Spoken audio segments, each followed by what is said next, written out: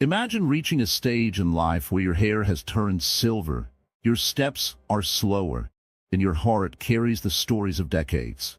Now, imagine feeling the sudden rush of falling in love again at this age. What if this love is not what you expect? What if it brings more confusion than peace? Have you ever wondered why some say, never fall in love after 50? Why do many find heartbreak more painful now than when they were younger?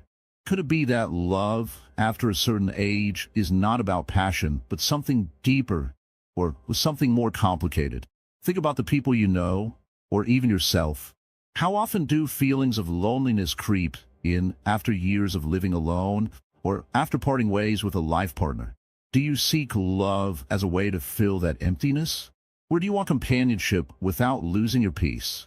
Is it possible that our mind, influenced by past hurts and fears, can lead us into a love that causes suffering instead of joy? Here's a simple example. Imagine an old tree, strong and rooted for decades, suddenly trying to grow new branches in a stormy wind. The new branches might break because the conditions are harsh. In the same way, late-life love can face storms from our own fears, regrets, and expectations. It's not about stopping love, but understanding what kind of love truly brings peace. Welcome to Wisdom Writings. In this video, you will discover why falling in love after 50 is different and how Buddhist teachings can guide you toward a love that is free, peaceful, and wise. Stay with us to learn practical insights that may transform the way you see relationships in your later years. If you find this video meaningful, please like, comment, share, and subscribe to our channel. Your support helps us bring more wisdom to your life. Also, don't forget to drop your thoughts in the comments below. We love hearing from you.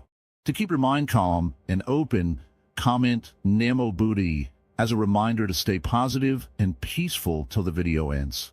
Now, let's explore what makes love after 50 unique and how we can approach it with a gentle and clear heart. Desire is a powerful force. It stirs within the heart like a restless wind, pushing us toward what we want and pulling us away from what we fear. When we are young, desire often takes the form of passion, excitement, and discovery. It feels fresh, like the first light of dawn. But as years pass, desire changes shape. It can become heavier, more tangled with our memories and fears. In Buddhism, desire is called tanha, which means thirst. This thirst is not just for water or food, but for experience, for pleasure, for connection.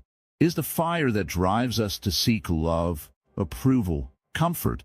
Yet this fire can also burn. When desire is strong, it clouds the mind, making us grasp at things that cannot last. Imagine holding water in your hands. If you squeeze tightly, the water slips through your fingers. The harder you try to hold, the more you lose. This is the nature of desire. When we try to hold on too tightly to love, especially later in life, it slips away. The more we cling, the more suffering arises. Many people, after the age of 50, find their desire complicated. It is not just about young romance or passion. It is about needing to feel alive again, to feel seen and valued. Sometimes, it is the loneliness that makes desire louder. Sometimes it is the fear of growing old alone. But Buddhism teaches us to look deeply at this desire, not to suppress it, but to understand it. To understand desire is to see its roots. Desire comes from wanting to be happy, but it often forgets that happiness is not found outside ourselves, in other people or things. True happiness, the Buddha said, comes from within. It comes from peace of mind, from freedom, from craving. When love is driven by desire that clings, it can lead to suffering. This suffering is not just heartbreak. It can be confusion, jealousy, disappointment, or sadness. We may expect love to fill all our emptiness, but no person or relationship can do this completely. A wise person learns to see desire as a passing cloud, not as a storm to fight or a treasure to hold. When desire arises, observe it gently. Notice how it feels in the body, in the mind. Does it bring peace? Or does it bring tension? This awareness is the beginning of freedom. In later life, love can become a teacher. It teaches us about letting go. It teaches us about acceptance. When we understand that desire is natural, but not always wise to follow blindly, we open the door to a different kind of love. A love that is calm, kind, and free. This love is not about possession or control. It is about respect and compassion. It is about seeing the other person and ourselves clearly. When desire loses its power to blind us, we can love without fear. Many who fall in love after 50 face challenges because desire is mixed with old wounds. Memories of past relationships, regrets, and fears can cloud the heart. Buddhism offers a way to heal these wounds. Through meditation and mindfulness, we learn to be present with ourselves and others without judgment. This presence allows us to connect deeply without clinging. It helps us to enjoy the beauty of a relationship without needing it to be permanent or perfect. It helps us to be grateful for the moments we share without anxiety about what will come next. The Buddha taught that attachment is the root of suffering. Attachment means holding on tightly, wanting things to be different than they are. In love after 50, attachment can be especially painful because life reminds us daily of change in our bodies, in our loved ones, in our circumstances. To love wisely is to practice non-attachment. This does not mean not caring. It means caring without grasping. It means loving fully, but with an open hand. It means trusting that all things come and go, and that peace is found in accepting this truth. Desire is not our enemy. It is a signpost showing us where the mind is restless. When we see desire clearly, it loses its power. When we see it as a natural part of life, not something to fear or suppress, we become free.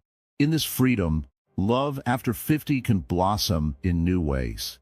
It can be quiet and steady, like a warm fire on a cold night. It can be gentle and forgiving, without demands or expectations. It can be a deep companionship that nourishes the heart without causing pain. Remember, the journey is not about finding perfect love or avoiding suffering. It is about growing in wisdom and kindness. It is about learning to be at peace with desire, not controlled by it. When desire arises, greet it with curiosity. When love calls, listen with calmness. When the heart feels lonely, hold yourself with compassion. This is the way of the Buddha, the way of seeing clearly, feeling deeply, and living fully without fear. So, as you walk your path after 50, remember this. Desire is natural, but it need not rule you. Let it be a teacher, not a master. Let love be a source of peace, not pain. This understanding brings freedom. Freedom to love, to live, and to be. When we speak of love after 50, it is not merely about the heart's desire, but also about the mind's history. You see, the mind carries many things, like a traveler with a heavy bag on a journey. This bag holds memories, regrets, hurts, and old promises. Each step we take, this bag weighs us down more and more. It is not easy to walk freely with such weight. Think about it. How many times have we met someone new, only to see shadows from old relationships cloud the light of what could be? These shadows are not from the present. They come from the past. The old pain, the unfinished stories, the silent disappointments, they all linger, quietly shaping how we see the new person before us. It is like trying to look through a window that is covered with dust and cracks. When the heart opens to love again after many years, it is natural for old wounds to surface. But here is the teaching of the Buddha. Suffering comes not from what happens, but from how we hold on to it. When we clutch the past tightly, we cannot hold the present gently. We must learn to let go, not to forget, but to release the power the past has over our hearts. Imagine carrying a stone in your hand. At first, it may seem manageable, but after walking for a long time, your arm grows tired and sore. That stone becomes a burden. If you keep holding it, you cannot walk far or enjoy the journey. The stone is like our emotional baggage. To find peace and love again, we must place it down. Many people do not realize how deeply their past affects their present. Sometimes a simple word, a gesture, or a small action from a new partner can trigger old fears. fear of abandonment, fear of betrayal, or fear of loneliness. These fears are like ghosts from the past, and they disturb the calm of the mind. When these fears arise, it is wise not to blame the new love or the new person. Instead, look within and ask, is this my fear or reality? Am I holding on to a story that no longer serves me? The Buddha teaches us about mindfulness, the art of being present with what is, without judgment. When we practice mindfulness, we see our thoughts and emotions clearly. We notice when the past tries to pull us back. We observe the old stories, the old pains, but we do not have to follow them. We allow them to pass like clouds in the sky. This practice helps us heal. Healing is not quick or easy. It takes patience and kindness toward oneself. At 50, the wounds of the heart are not new, but old, sometimes hidden deep inside. It takes courage to face these wounds without running away. But in that courage, there is great strength. When we face our pain with awareness, the pain softens. It no longer controls us. Another teaching from the Buddha is about impermanence. Everything changes, our bodies, our feelings, our relationships. The pain we carry is not forever. It arises, stays for a while, and then fades away. If we understand this truth deeply, we do not fear pain as much. We learn that even heartbreak is a teacher, showing us where we are still attached. Attachment is the root of suffering. We hold on to people, memories, and expectations tightly, hoping they will bring lasting happiness. But when these things change, as they always do, we suffer. In Love After 50, it is essential to see where we are attached. Are we trying to hold on to youth, to the past, or to an idea of perfect love? Or can we accept love as it is? Imperfect, changing, and sometimes painful. One way to lighten the emotional baggage is through forgiveness. Forgiveness is not about saying what happened was okay. It is about freeing ourselves from the prison of resentment and anger. When we forgive, we release the heavy stone from our hand. Forgiveness opens the heart to new possibilities and peace. This forgiveness can be for others or for ourselves. Sometimes we carry guilt or shame for mistakes we made long ago. These feelings weigh heavily on us, making it hard to love or be loved. The Buddha reminds us that all beings make mistakes. This is part of life. To forgive ourselves is to acknowledge our humanity and to choose compassion over judgment. As we grow older, we begin to understand that life is fragile. People we loved may no longer be with us. We may have lost chances or paths we once dreamed of. These losses are real and painful. But holding on to grief without release traps us in the past and blocks the present moment's gifts. The path forward is not to erase the past, but to carry it lightly, like a traveler who knows which stones to leave behind. In this way, love after 50 can be different. It can be more peaceful, wiser, and more freeing. It is natural to desire companionship, to want to share moments with someone. But the most important relationship we have is with ourselves. If we are at peace inside, love will come not from need or fear, but from fullness and joy. Buddhism teaches that true love is not possession or clinging. It is kindness, compassion, and deep respect for the other's freedom. When we understand this, the emotional baggage does not disappear immediately, but its power lessens. In the quiet moments, we can practice being with our pain without fear. We breathe in, acknowledging the hurt, and breathe out, letting go of what no longer serves us. This practice builds resilience and wisdom. When we stop running from our past, we stop repeating its patterns. We become free to love in a new way, without expectation, without fear, and without the chains of old stories. This is not a denial of love's beauty, but an invitation to see it clearly. Love After 50 is not a second chance to relive youth. It is a new chapter, written with the ink of experience and the paper of wisdom. So, the emotional baggage is real, but it need not be a barrier. It can be a teacher that guides us to deeper understanding and truer peace. The more we practice letting go, the lighter our hearts become. This is the path of a mature love, one that accepts the past, lives fully in the present, and welcomes the future with open hands. May we all walk this path with courage and compassion. In life, many people believe that love is the key to happiness. They think that by finding someone to hold, to care for, or to be with, they will fill the empty spaces inside. But as a Zen master might say, attachment is not love. It is craving, and craving leads to suffering. When we search for meaning only in another person, we bind ourselves with invisible chains.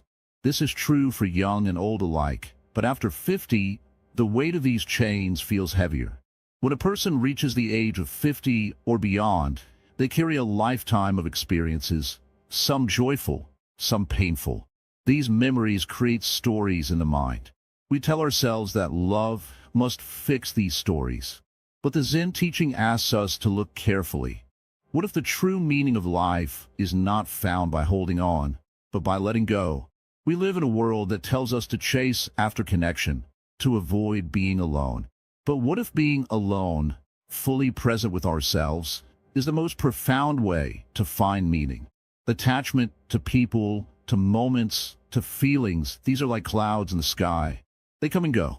If we cling tightly to the clouds, we suffer when they disappear. But if we watch them without attachment, we find peace in the clear sky. Many who fall in love after 50 seek to escape loneliness or fear of the future. This is natural, but the Zen master invites us to question this impulse gently. Is love here to complete us, or to teach us about our own completeness? True love does not depend on someone else. It arises from a deep understanding of oneself, from accepting impermanence, from seeing the nature of change. The Buddha taught that all things are impermanent. People come into our lives and then leave. Feelings arise and then fade. If we expect love to be permanent, we set ourselves up for suffering. The search for meaning beyond attachment begins with self-awareness. We learn to recognize the moments when desire for connection becomes clinging. When we feel the pull to hold tightly, the Zen practice encourages breathing deeply, stepping back, and observing without judgment. There's a beautiful phrase, no attachment, no suffering. This means that if we do not cling, we can enjoy life fully without pain. After 50, the mind may have learned many habits of clinging, but it can also learn freedom. Freedom comes not by changing others, but by changing our relationship to our own mind. Imagine a river flowing smoothly. Sometimes the water is calm. Sometimes it moves fast and rough. If a leaf falls into the river, it does not try to stop the flow. It moves with the water, finding its own place. So too, we can learn to move with life's flow, accepting change, and finding meaning in every moment without grasping. When people fall in love after 50, they often bring the hopes and fears of their past relationships into the present. These can cloud the heart. The Zen master teaches, do not carry the past like a heavy load. Lay it down. See each new experience as fresh, like morning dew on a leaf. This does not mean to avoid love or close connection. It means to love wisely, love that understands impermanence, love that is free from selfish desire, love that is patient and gentle. When love grows from this place, it becomes a source of peace, not pain. The Zen path encourages meditation, the practice of sitting quietly and watching the mind. Through this, we see how thoughts and feelings arise and pass. We realize that our identity is not fixed in these feelings. This insight helps us to love without losing ourselves. We must also remember that meaning in life does not only come from relationships. After 50, there is time to discover passions, to serve others, to practice kindness and compassion. These bring meaning that does not depend on another person's presence or absence. Sometimes, love after 50 can be a beautiful teacher. It shows us where we still cling. It helps us to face our fears of loneliness, aging, and death. But it must be approached with mindfulness and care. The greatest gift one can give oneself is the freedom to be complete alone. This is not loneliness. It is fullness. It is peace. In Buddhism, the heart of wisdom is understanding that nothing lasts forever. This is not sadness, but a doorway to freedom. If we accept this truth deeply, we stop chasing illusions. We stop trying to find meaning in things that change and fade. Instead, we turn inward. We find the stillness inside that no one can take away. This stillness is the true home of love. So, the search for meaning beyond attachment is the search for our own true nature. It is to see that love is not something we get from others, but something we already are. When we realize this, falling in love after 50 is not a risk. It is a gentle unfolding. The Zen master would say, "Live fully, love freely, and do not be afraid to be alone." In this space, the heart blooms naturally. In the quiet of your own presence, there's a profound strength waiting to be discovered. Many people fear solitude, as if being alone means being lonely or incomplete. But in truth, solitude is not emptiness. It is fullness. It is a space where the mind can breathe without noise, where the heart can listen without distraction. When one reaches the age of 50 and beyond, life often offers this solitude more clearly. The distractions of youth have faded, the urgent desires quiet, and the chance to sit with oneself becomes a precious gift. The world often teaches us to seek happiness outside ourselves, through relationships, possessions, achievements. Yet, the Buddha taught that true happiness arises from within. To embrace solitude is to embrace this inner happiness. It is to realize that we do not need another person to complete us, because we are already whole. This wholeness is like a calm lake, undisturbed by the wind, reflecting the sky with perfect clarity. At 50, many may feel a strong urge to connect deeply with others, to share life once again. But the Zen way invites a different view, to find contentment in being alone, not as a punishment but as a path to freedom. When you walk alone in the forest, you listen closely to the rustle of leaves, the song of birds, the rhythm of your own breath. This is the way to begin embracing yourself. It is in silence that the self reveals its true nature, not through words or noise, but through stillness. Loneliness and solitude can seem similar, yet they are not the same. Loneliness is a feeling of lack, a longing for what is missing.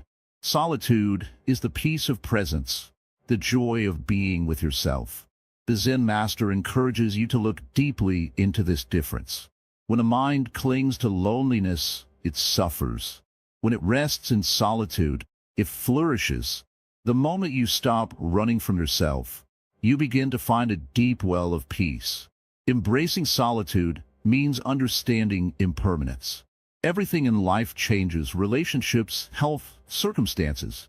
By not clinging to what passes, you open your heart to what is eternal. Your own awareness, your own being. This awareness is like a lamp that lights the darkness, not outside but inside. It guides you through the challenges of aging, loss, and change with grace.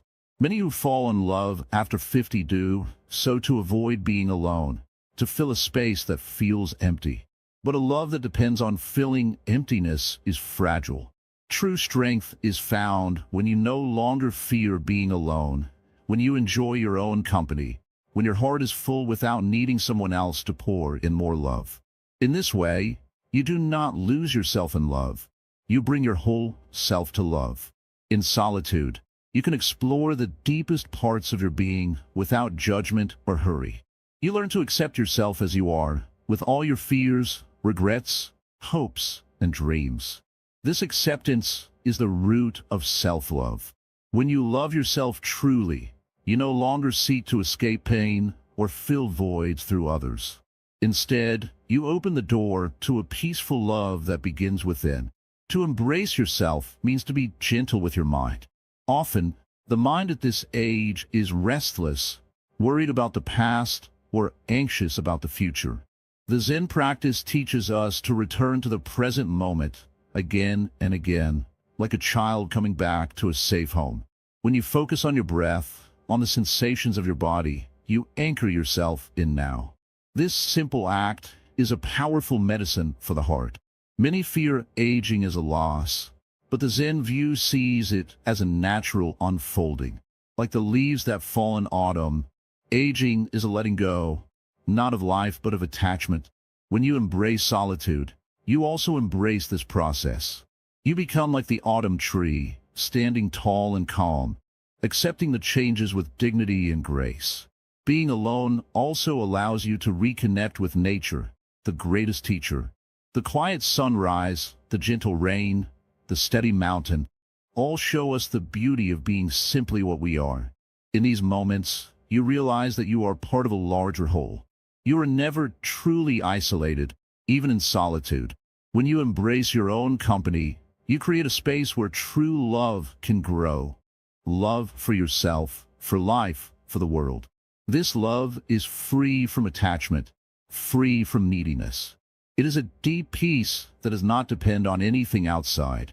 It is the love that the Buddha spoke of, boundless, unconditional, and true. Solitude is not loneliness. It is the foundation for a wise and gentle heart.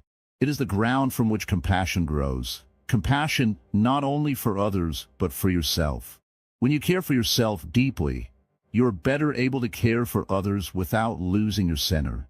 In this peaceful solitude, you can reflect on your life's journey. You see the joys and the sorrows with equal kindness.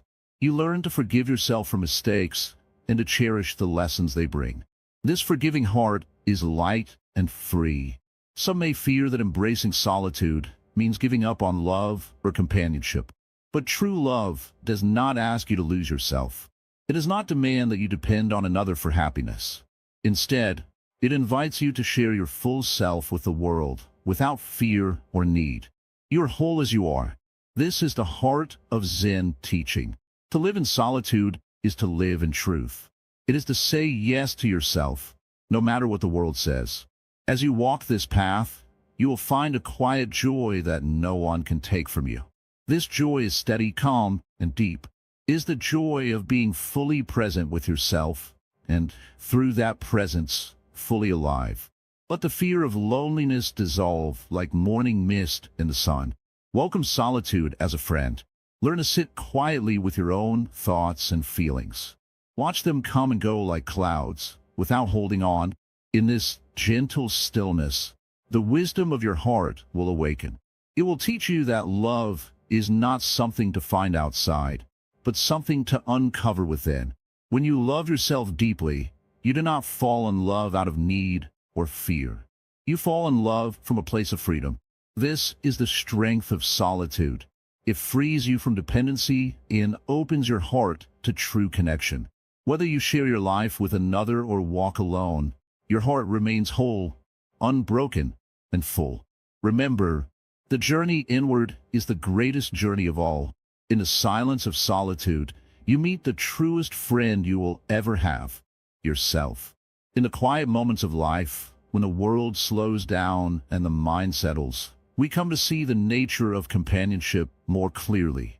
Many seek company, especially as the years grow deeper and the heart longs not to be alone.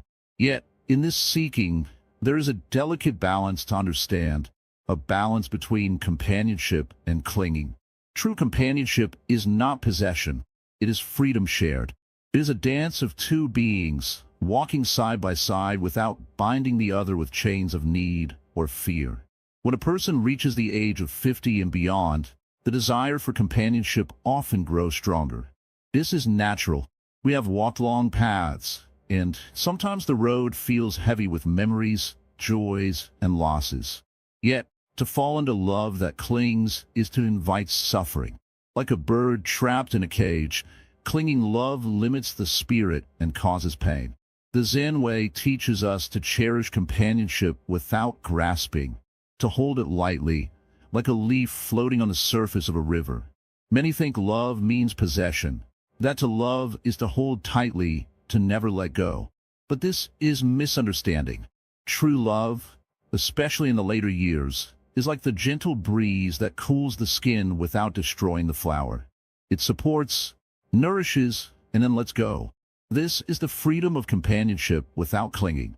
To walk alongside another, not because you cannot live without them, but because you choose to share a part of the journey together. Imagine two trees growing near each other. Their branches may touch, sometimes intertwine, but each tree remains rooted in its own place, nourished by its own soil and sky. This is the way of true companionship. When two people come together without clinging, they honor each other's space and individuality. They do not demand or expect the other to fill emptiness.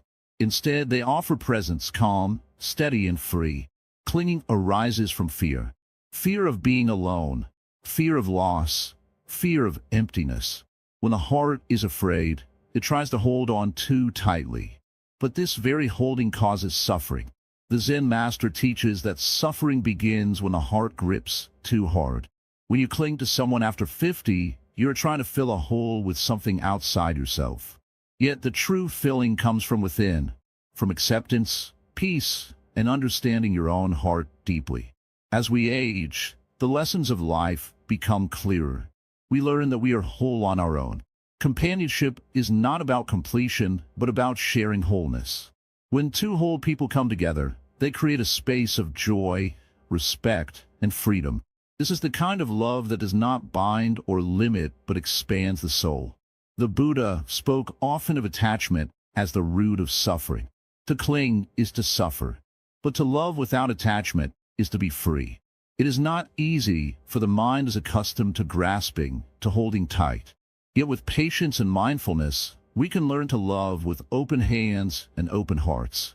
We learn to give without expecting in return, to be present without needing to control. In this gentle space, companionship becomes a refuge, not a prison. It is a place where two spirits meet in kindness and understanding, each honoring the other's path. They share laughter, silence, and even tears, knowing that nothing lasts forever and that freedom is the highest gift we can offer. When love after 50 is approached with this wisdom, it transforms. It no longer carries the weight of desperation or need. Instead, it is light, like a feather carried on the wind. It teaches patience, respect, and deep listening. It shows us how to be fully present, not lost in fears or expectations. This kind of companionship encourages us to look inward, to cultivate our own peace first. Like the calm lake reflecting the clear sky, our hearts become mirrors, reflecting love and kindness without distortion. When two hearts meet in such clarity, their connection is pure and beautiful, free from the shadows of clinging. It is important to remember that freedom and companionship is not just for the other person, but also for ourselves. By releasing clinging, we free our own heart from suffering. We open to love that nourishes, heals, and grows naturally, without force or control. As the Zen master would say, love is not about possessing the other, but about seeing the other clearly. It is about embracing impermanence, the understanding that everything changes and flows. When we accept change, we accept the true nature of companionship. We must ask ourselves, do we want a love that confines or one that frees? Do we want to hold tightly and risk breaking, or do we want to hold lightly and remain whole? This question guides the wise heart. Sometimes, walking alone is the best companionship, but other times, walking with another in freedom is the greatest blessing. The key is not to confuse the two, to know when to be alone and when to be with others without losing our own center. In every breath, we practice this wisdom. When we meet someone new or deepen a bond, we remind ourselves to love without grasping. We smile gently, knowing that love is a gift to give, not a treasure to possess. This path is not without challenge. Old habits of clinging run deep, but with mindful awareness, we catch ourselves before the grip tightens. We breathe, release, and return to the present moment where true love lives, open, free, and kind. In this way, companionship after 50 can become a source of peace rather than pain. It can be a journey of mutual respect, growth, and shared joy. It could be a dance of two free souls walking side by side, each whole and complete. So, When you feel the pull of companionship in your later years, remember the Zen teaching: love without clinging. Offer your heart freely, but do not lose yourself. Walk with others gently like the wind through the trees, touching, moving, but never holding too tight. In this gentle wisdom, you will find companionship that uplifts rather than confines. It will nourish your spirit and keep your heart peaceful and strong. The path of freedom and companionship is not just a teaching, it is a lived experience. It invites you to be present, patient, and open-hearted. To love wisely is to love with the grace of a calm sea, deep, steady, and endlessly embracing. May this understanding guide your heart. May your companionship be a source of joy, not sorrow. And may you walk this journey with peace and freedom in every step. When we look at the heart of a person who has lived many years, we see a treasure of experiences. These experiences shape the way they love, the way they feel, and the way they search for meaning. In younger years, love often comes with excitement and desire. It is loud and full of emotion. But as the years go by, the mind grows quieter, the heart wiser. The question arises, what does love mean after 50? Is it the same as before? Or is it something deeper, something more gentle? To find the answer, one must look inside with honesty. Many people believe that love is about needing someone else to complete them. They seek another person to fill the gaps of loneliness or to heal old wounds. But this is a path that can lead to suffering. When we depend on another to make us happy, we give away our own power. We forget that true happiness comes from within, from a peaceful heart and a calm mind. In Buddhism, we learn that attachment is the root of suffering. Attachment is when we hold on too tightly to something, afraid to let go. This could be a person, a feeling, or a desire. When love is mixed with attachment, it becomes a chain that binds us. We may feel joy for a while, but also fear and anxiety. Fear of losing the one we love, anxiety about the future, pain when things do not go as we wish. After 50, the wise path is to seek spiritual fulfillment, not emotional dependence. Spiritual fulfillment means finding a deep sense of peace and contentment inside ourselves. It means loving without needing, caring without clinging. It means understanding that the heart can be full and free even when alone. Many people at this age find joy in simple things: a quiet morning, the smile of a grandchild, the beauty of a flower. These moments remind us that love is everywhere, not only in a relationship, but in all things that touch our life with kindness and grace. When we shift our focus from needing love to giving love freely, we change how we live. We begin to see that love is a gift, not a demand. We give love without expecting anything in return. This is the highest form of love. It is not dependent on another person's presence or actions. It is a love that flows naturally from a heart that has learned to be content. In Buddhism, this kind of love is called metta, loving kindness. Metta is unconditional. It does not ask for anything back. It wishes happiness and peace for all beings, including ourselves. Practicing metta helps us release the fear of loneliness and the need to control others. It opens our heart to the world with compassion and understanding. At times, people wonder if it is lonely to choose this path. They worry that without a partner, life will be empty. But true loneliness is a feeling born from separation, from not feeling connected to ourselves or the world. When we cultivate spiritual fulfillment, we connect deeply to our own being. We find that we are never truly alone. The Buddha taught that every living being has Buddha nature, a pure and peaceful heart beneath the layers of fear, anger, and desire. To awaken this nature is to see that our happiness does not depend on others, but on how we relate to life itself. This awakening is the real gift after 50. When you reach the age of 50 and beyond, life begins to feel quieter. Not because the world is silent, but because your soul has already heard so many sounds. You've seen so much. You have laughed, cried, failed, succeeded, lost, and loved. The heart carries those memories like a river, holds reflections. At this stage, many people think they are missing something. And for many, that something is love. But what is love, truly, when you're 50, 60, or even 70? In your younger days, love was wild, full of dreams, and sometimes filled with illusion. You fell in love with someone's smile, voice, touch, or maybe with an idea of what that person could be. But now, life has taught you to see through the masks. You have learned that a soft tone can hide a sharp edge. You've learned that silence can speak louder than words. And most importantly, you've learned that love, if not rooted in peace, can quickly turn into pain. The Buddhist path teaches something very simple, yet most people never understand it. It says that attachment is the root of suffering. And what do most people call love in later years? Attachment, the need to not be alone, the need to be seen, the need to escape from the feeling of being forgotten. But Zen asks you, why are you running from aloneness when it is your greatest teacher? After 50, your soul is wiser than you realize. It doesn't need loud emotions anymore.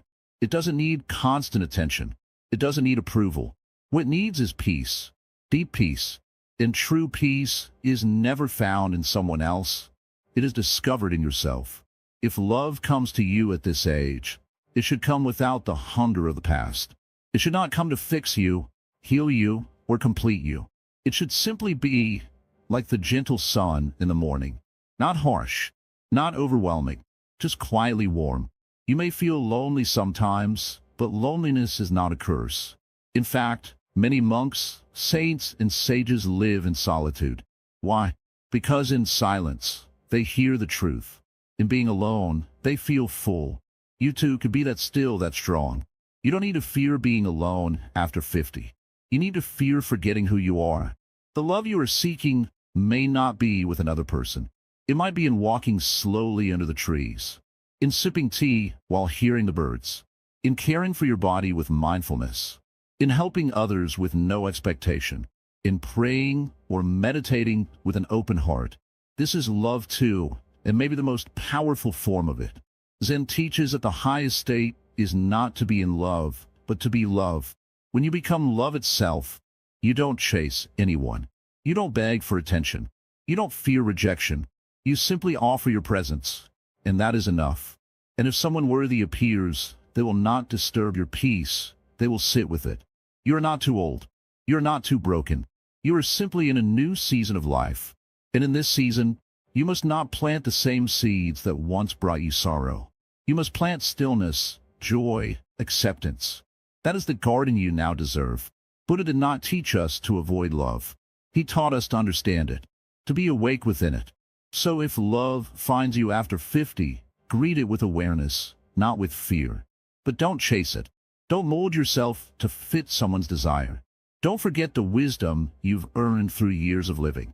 You're complete now. The search is over. Before this video ends, I invite you to reflect on this journey.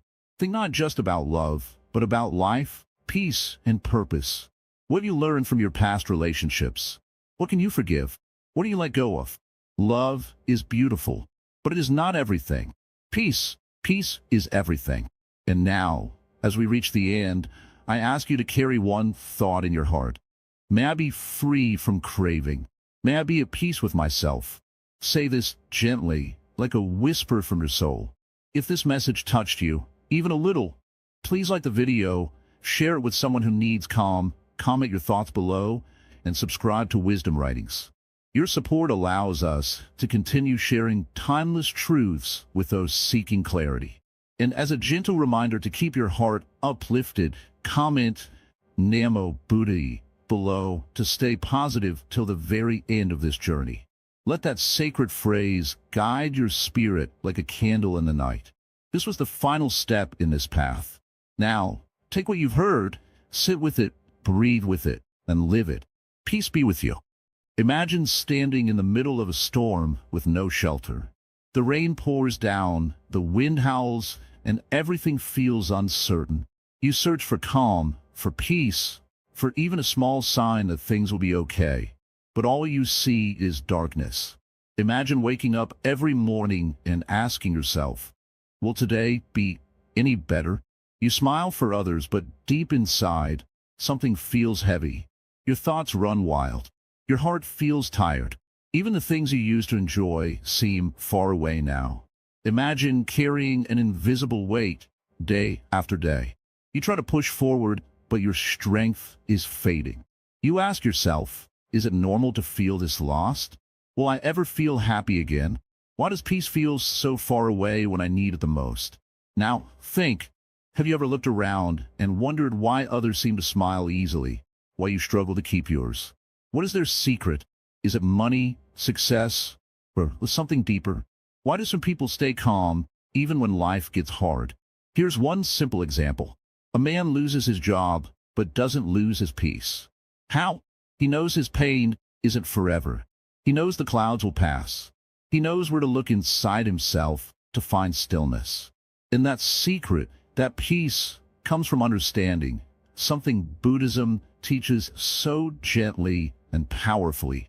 Welcome to Wisdom Writings, where ancient truths meet your daily struggles in the most gentle and honest way. If you've ever felt lost, hurt, or simply tired of pretending to be okay, this is the place for you. This video will walk with you through the storm. Please don't forget to like, comment your thoughts, share this message with someone who needs it, and subscribe to our channel for more peaceful wisdom. Also, to carry a little hope with you, please comment Namo Buddhai below. Let it be your quiet promise to stay positive till the video ends. Now let's gently begin. Buddhism does not promise a life without pain, but it shows a way to carry that pain with grace. In its teachings, every bad phase is a chance, not a punishment. A chance to learn, to reflect, to understand who we truly are. It teaches that suffering is real, but so is the end of suffering. It doesn't ask you to forget your pain.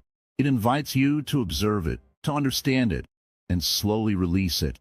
The Buddha said that pain is a part of life, but suffering is optional. What does that mean? It means we can't stop bad things from happening, but we can choose how we respond. When life feels heavy, we often blame others, our past, or even ourselves. But Buddhism teaches that peace begins when we stop blaming and start breathing. The breath becomes our first teacher. It's always with us, and it helps us return to this moment, where real peace lives. Right now, in this very moment, nothing else exists but your breath, your body, your presence. And that's enough to begin healing. In a bad phase, don't try to escape your feelings. Sit with them. Talk to them like old friends. Learn their language. This path may be slow, but it is steady. Each step brings you closer to the peace that's already within you. So stay with us. This journey isn't about perfect answers. It's about real questions, and even more, about honest, human steps toward happiness. Let's walk together, one moment at a time, understanding suffering, the root of unhappiness. In the quiet moments before dawn, when the world is still wrapped in silence, we often feel the stirrings of our own troubles most clearly. It is then we ask ourselves, why do I suffer? Why does pain cling to me like a shadow that never leaves? These questions are not new. For thousands of years, seekers and sages have asked the same.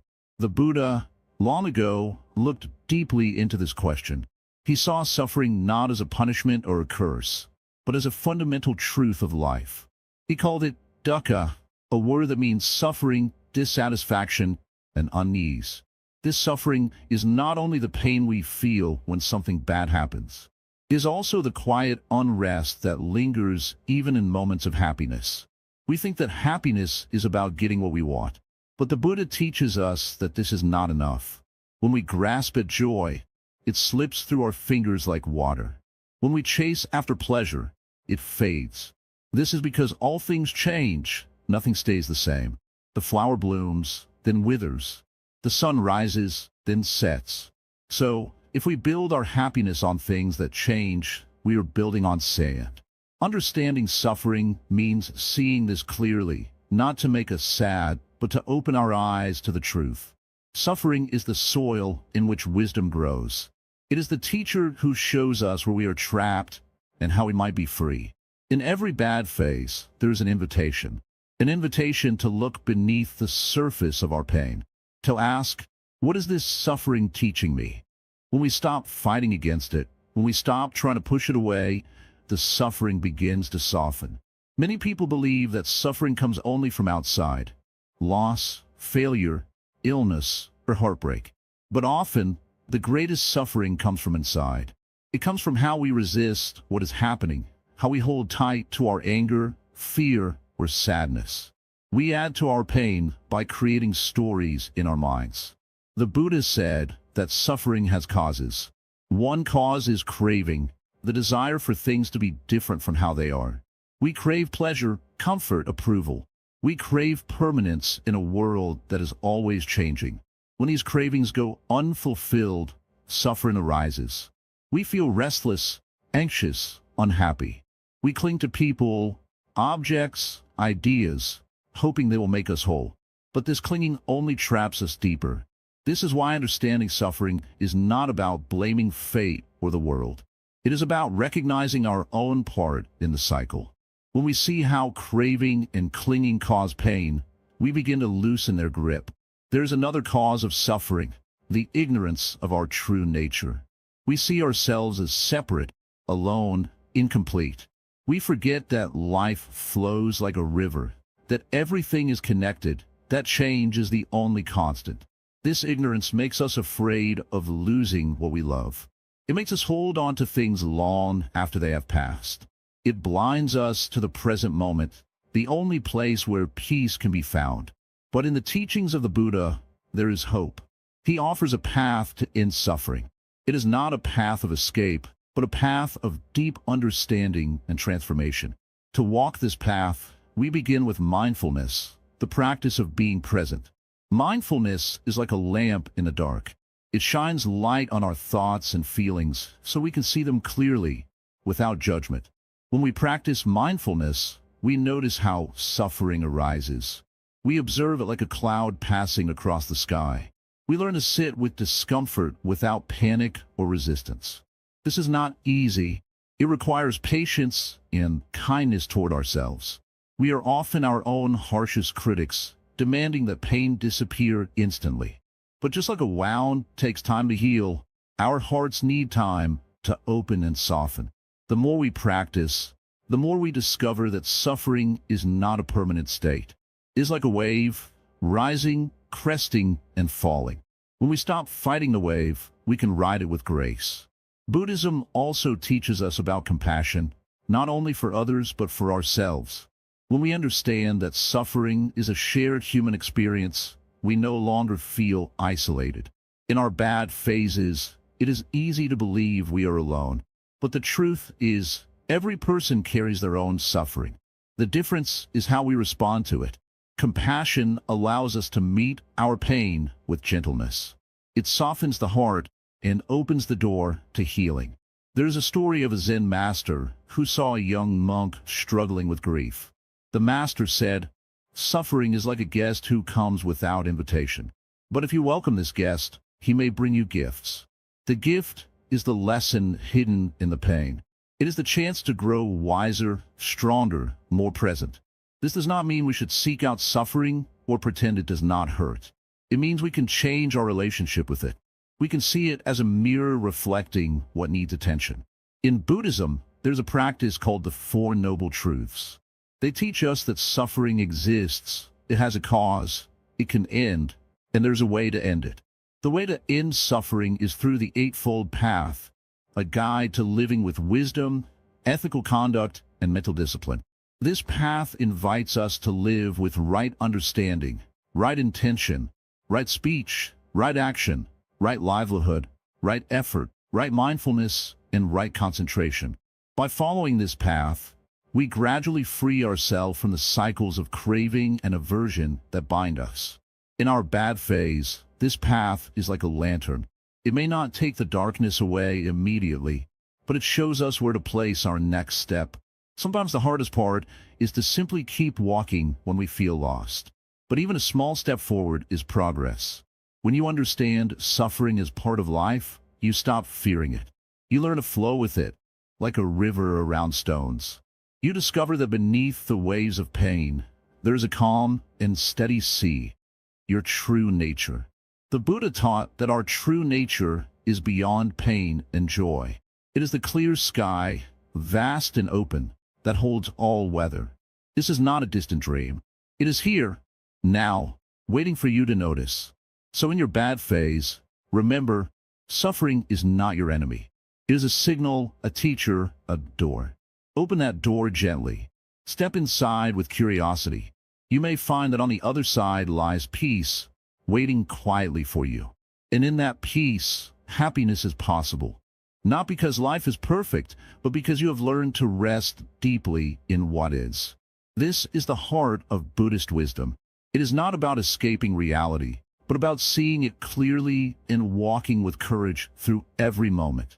So, when next you feel overwhelmed by suffering, pause. Breathe. Remember that this too is part of the path. You are not alone. The Buddha's teaching is like a warm hand reaching out through time, inviting you to find your way home. Home to yourself, to peace, to happiness. And that, in the end, is the true gift of understanding suffering. Listen carefully, my friend. Life often ties us tightly with chains made of desires, fears, and attachments. These chains hold us down when we most wish to be free. You may not see these chains, but you feel their weight. It is like carrying a heavy stone in your heart that you cannot drop. We cling to things because we believe they will make us happy. We hold on to people, memories, and even pain, thinking they are part of who we are. But this is the root of suffering. When the things we hold dear change or disappear, our mind trembles and our heart breaks. To be happy, we must learn to let go. Not because what we have is worthless, but because clinging tightly only causes suffering. Like a leaf in the wind, we must learn to float gently, not to grasp at every branch that passes by. You may wonder, how do I let go when my heart screams to hold on? This is the question many have asked before you. Letting go does not mean forgetting or giving up. It means accepting the truth that everything changes. Watch the river flowing. The water never stops. It doesn't try to hold on to any drop. It lets them pass by. If the river tried to grasp every drop, it would lose its flow and its life. Our mind is like this river. When we try to hold on to thoughts, feelings, or people, we stop our natural flow of peace. But when we learn to release, peace returns like a calm river after a storm. Imagine holding a cup of hot tea tightly in your hand. The tighter you grip, the more pain you feel. But if you slowly open your fingers and let the cup rest gently, the pain eases. This is how you must treat your attachments, gently. You don't have to force yourself to forget or hate what you love. Instead, soften your hold. Let your grip become lighter and watch how the pain begins to ease. Fear often stops us from letting go. We fear loneliness, loss, failure, or the unknown. But fear is a shadow cast by our thoughts. It is not real in itself.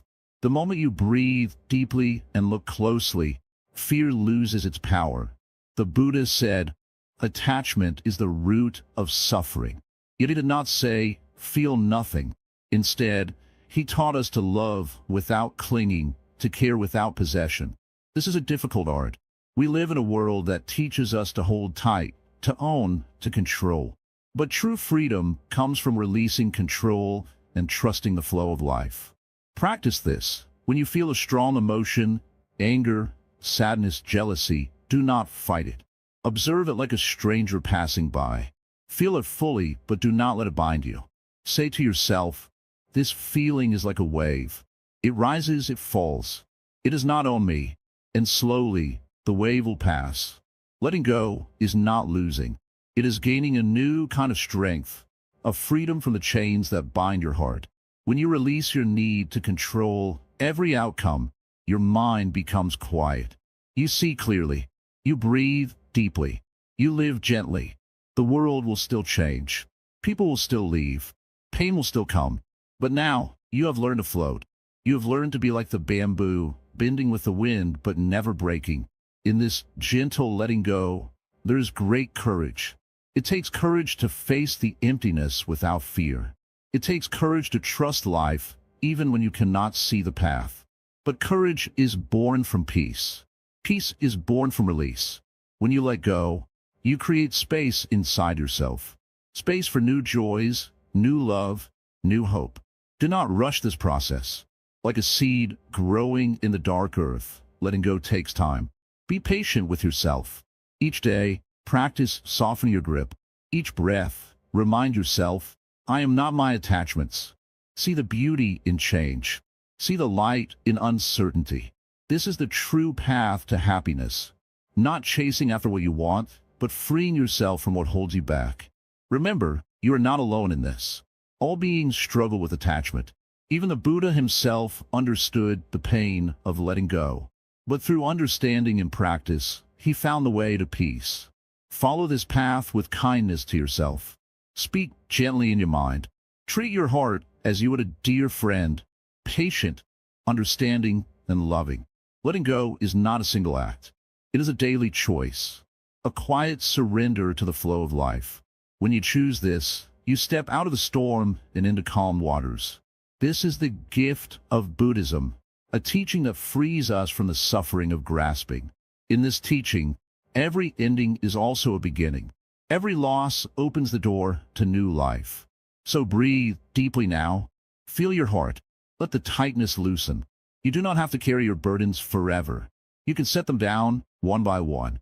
And in this release, you find a happiness not tied to things or people, but born from within. This happiness is quiet, is steady. It is always there, waiting for you to return. Like the sun behind the clouds, your joy shines beyond the darkness of your bad face. Trust this truth and let go.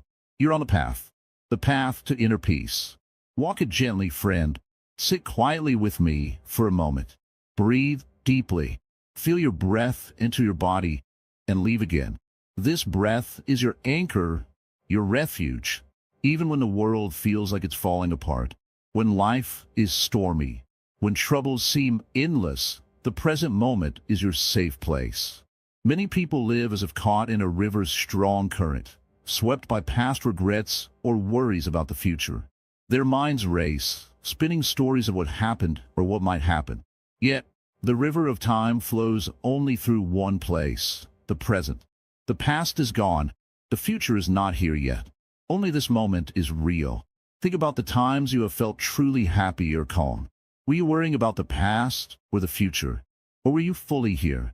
Maybe it was when you watched a flower bloom, or listened to a bird sing, or simply sat under the sky without rushing. In those moments, the mind was quiet. You were alive and free.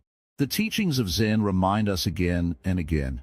True peace is found not in changing the outside world, but in returning again and again to the present moment. Even when the world is full of trouble, the present moment remains pure, untouched by fear or pain. When life feels heavy, it is easy to lose yourself in thoughts. The mind tells stories, stories of pain, stories of loss, stories of what should have been or what might never be. These stories can feel real, but they're just thoughts. They come and go like clouds. If you chase the clouds, you never reach the sky. Instead, notice the sky itself, vast, clear, still. The present moment is like the sky. It holds all the clouds, all the storms, but it does not change. When we learn to rest in the sky of the present moment, we do not become trapped by our thoughts or emotions. We see them clearly, and they lose their power to overwhelm us. To practice this, begin by simply noticing what is happening right now. What do you hear? What do you see? What do you feel in your body? When your mind drifts away, gently bring it back to this moment, like a mother guiding a child back home. Do this again and again. You might ask, but how can I focus on the present when I'm so full of worry? Well, my heart aches and my mind races. This is the very reason why the present moment is so important. It is not a place to escape your feelings, but a place to meet them with kindness. Feel your breath moving in and out. Feel your feet touching the ground. Feel the rise and fall of your chest. Let these simple sensations remind you, you are alive. You are here, and this is enough. There's a famous Zen saying, before enlightenment, chop wood, carry water. After enlightenment, chop wood, carry water. What this means is that happiness and peace are are not found by escaping daily life. They are found by fully living it, moment by moment. Even in the hardest times, the small acts of daily life, washing dishes, walking, eating, can become a meditation, a way to be present. When you wash a dish, feel the water, notice the soap bubbles, hear the sound. When you walk, feel your steps, notice the earth beneath your feet. These simple moments bring us back to the present. The present moment is a teacher. It shows us what is true. It shows us that pain comes and goes. Joy comes and goes. Nothing stays the same. When we stop trying to hold on too tightly, when we let go of resisting what is, we find peace. Pain in the present moment is not permanent. It may be strong, but like a wave, it rises and then it falls. When you watch it without fighting or running, it loses its power to hurt as much. Try this now. Close your eyes for a moment. Notice the sound around you. Notice your breathing. Notice how your body feels sitting here. You do not have to change anything. Just be here now. When your mind pulls you away, do not get angry. This is natural. Simply bring your attention back. Each time you return, you grow stronger in being present. This practice is not about perfection. It is about patience. It is about kindness to yourself. It is about learning to sit with whatever life brings without running or hiding. In the present moment, there is no judgment. There is no should or should not. There is simply what is. And from this place of acceptance, the heart begins to open. When the heart opens, even pain can teach us. It teaches us compassion. It teaches us wisdom. It teaches us the depth of being human. You may think that happiness means having everything go your way. But real happiness, the happiness of the present moment, is deeper. It is not based on conditions.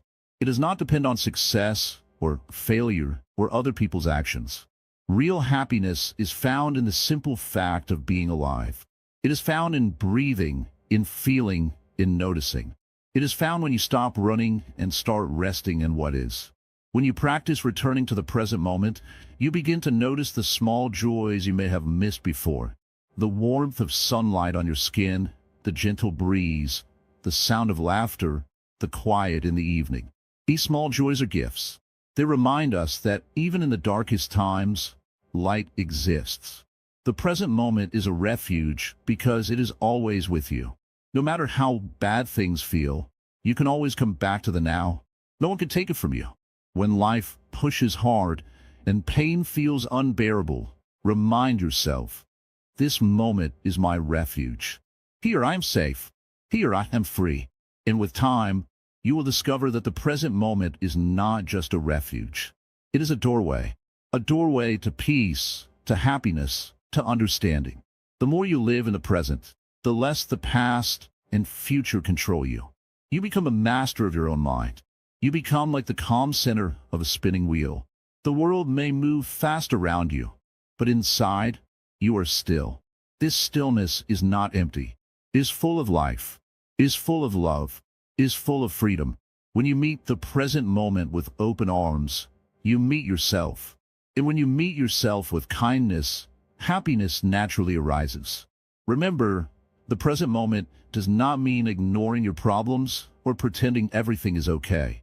It means facing reality clearly and gently. It means giving yourself permission to feel what you feel without fear.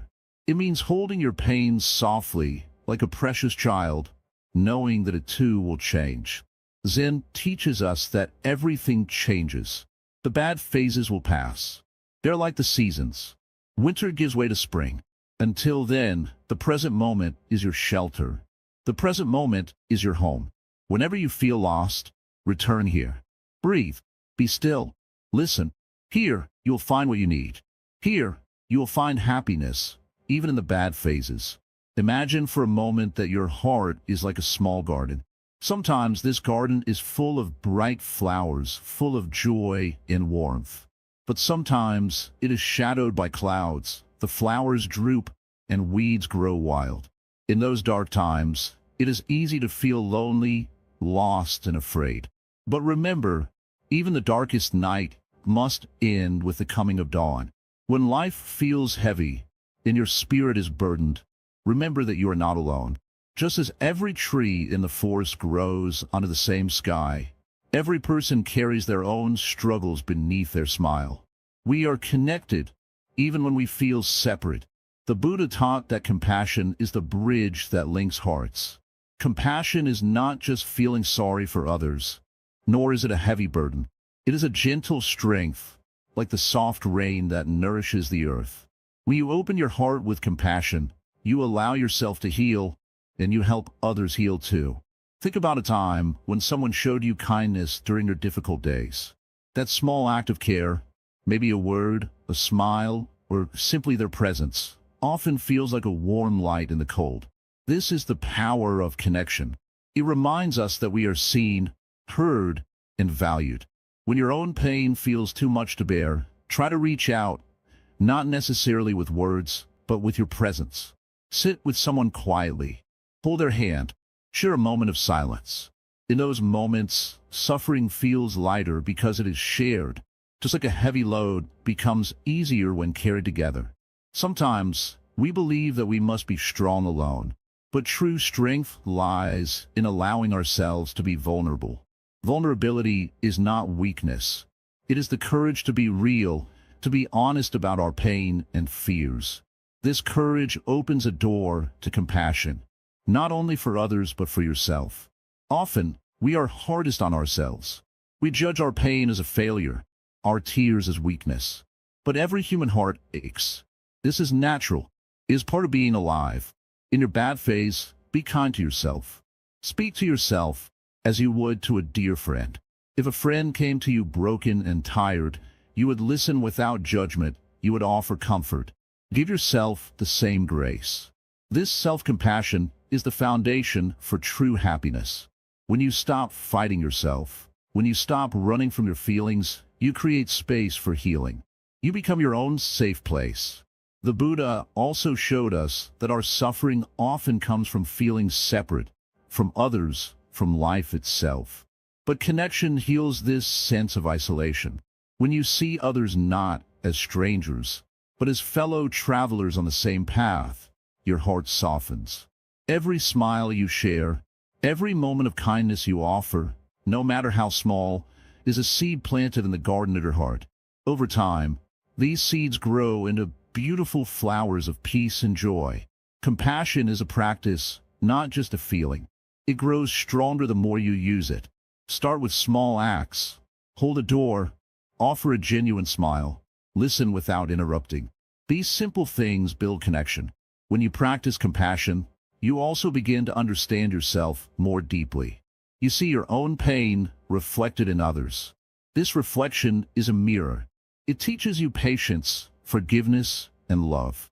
Remember, compassion is not about fixing others or trying to take away their pain. It is about being present with them, fully and without judgment. It is about saying, I see you. You are not alone. In this presence, a deep healing begins. Not only for those we care for, but for ourselves. Our hearts open wider. Our burdens grow lighter. Connection does not mean losing yourself. It means finding yourself in others. It means understanding that your happiness and theirs are linked, like waves in the same ocean. So when your own sadness feels overwhelming, look for ways to connect. Maybe it is through a friend, a family member, or even a stranger who needs a kind word. Giving compassion flows back to you, filling your heart with light. The Buddha's path teaches us that compassion is a way to overcome suffering. It softens the heart and quiets the mind. When you practice compassion, you create a peaceful place inside yourself, no matter what is happening outside. This peace is not dependent on circumstances. It is not about waiting for the storm to end. It is about learning to dance in the rain with a heart full of kindness. In times of difficulty, try to remind yourself, we are not isolated islands, but part of a greater whole. Every act of love, every moment of kindness builds a bridge from your heart to another's. This bridge carries you across the hardest times. It holds you when you feel weak. It reminds you that happiness grows in the soil of compassion. So, cultivate compassion like a gardener tends to their plants, with patience, care, and regular attention. Let it grow naturally from your experiences, your pain, your love. Compassion will open your heart like a flower blooming after winter. It will bring light to your dark days and warmth to your cold nights. And remember, this is a journey without a fixed destination. Every day is a new chance to practice compassion, to connect, and to heal.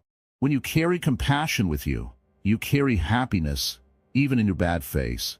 It is a quiet, steady joy that no hardship can take away. Let your heart be soft and wide like the sky. Let compassion be your guiding light. This is the way of healing. This is the way of happiness. Right view, right mind, transforming perspective. Imagine for a moment that you are holding a small glass of water. Now this water is not just water, it is your mind. How you see it, how you hold it, and how you treat it shapes everything about your experience. If you hold it tightly, worried it might spill, you will feel anxious and tense. But if you hold it gently, with awareness and care, it becomes something precious, even calming. In Buddhism, there's a teaching called the right view. It is not about believing in something blindly, but about seeing things clearly as they truly are. When you practice the right view, you begin to see your struggles and challenges from a new angle, not as enemies to fight, but as teachers to learn from. Most of the unhappiness in life comes from how we interpret our experiences. When something bad happens, our mind often jumps to conclusions. This is terrible. It will never get better. I am helpless. These thoughts create more suffering than the event itself. The right view invites us to pause and observe without judgment, to see the facts as they are, without adding stories or fears. Think about a cloudy day. If you focus only on the clouds, you miss the sky behind them. The sky is always there, vast and clear. Your mind is like that sky. The clouds are your thoughts and emotions, sometimes dark, sometimes light, but the sky remains vast and untouched. The Buddha taught that all things are impermanent. This means nothing lasts forever. Pain, joy, success, failure, and even life itself. When you truly understand impermanence, you begin to accept change instead of resisting it. You stop clinging to what was or what you want to be. This acceptance does not mean giving up. It means freeing yourself from unnecessary suffering. Another part of the right view is understanding that you are not separate from the world around you. Everything is connected. Your actions, words, and thoughts affect others, just as their actions affect you. This interconnectedness means your happiness is not just about yourself. It grows when you care for others and the world. Sometimes when we feel bad, we believe that happiness is something outside us, a thing to find or earn. But true happiness comes from within, from how we look at ourselves and life. The right mind, which goes hand in hand with right view, means training your thoughts and feelings to be kind, clear, and calm. Imagine your mind like a garden. If you plant seeds of anger, jealousy, or fear, these weeds will grow. But if you plant seeds of patience, kindness, and understanding, the garden will bloom. The practice of right mind is about tending this garden every day, noticing which seeds you water with your attention. When you face difficult moments, ask yourself, is this thought helping me find peace or causing more pain? This simple question can change your entire day. It does not mean ignoring your feelings, but learning to respond wisely. Meditation is one way to develop the right mind. Sitting quietly, watching your breath, and noticing your thoughts without judgment helps you see the mind's patterns. Over time, this awareness brings freedom. You realize that thoughts come and go like clouds, and you don't have to be swept away by them. In daily life, the right view helps you stay balanced. When someone criticizes you, instead of reacting with anger or hurt, you can pause and ask, what truth is here? What can I learn? This does not mean being a doormat, but responding with wisdom and calm. When your mind is steady, you can see situations clearly. Problems don't disappear, but your ability to handle them improves. You don't carry the heavy burden of fear, regret, or resentment. Remember, transforming your view is not something that happens overnight. It is a gentle unfolding like the sunrise.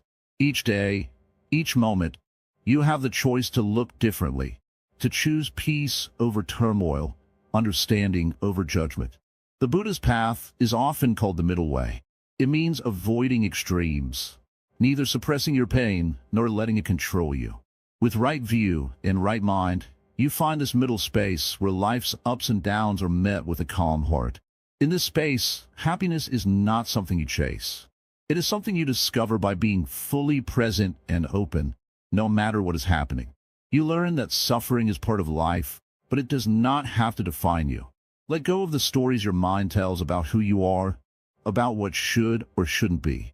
Instead, return to the simple truth of this moment, the breath in your body, the feeling of being alive right now.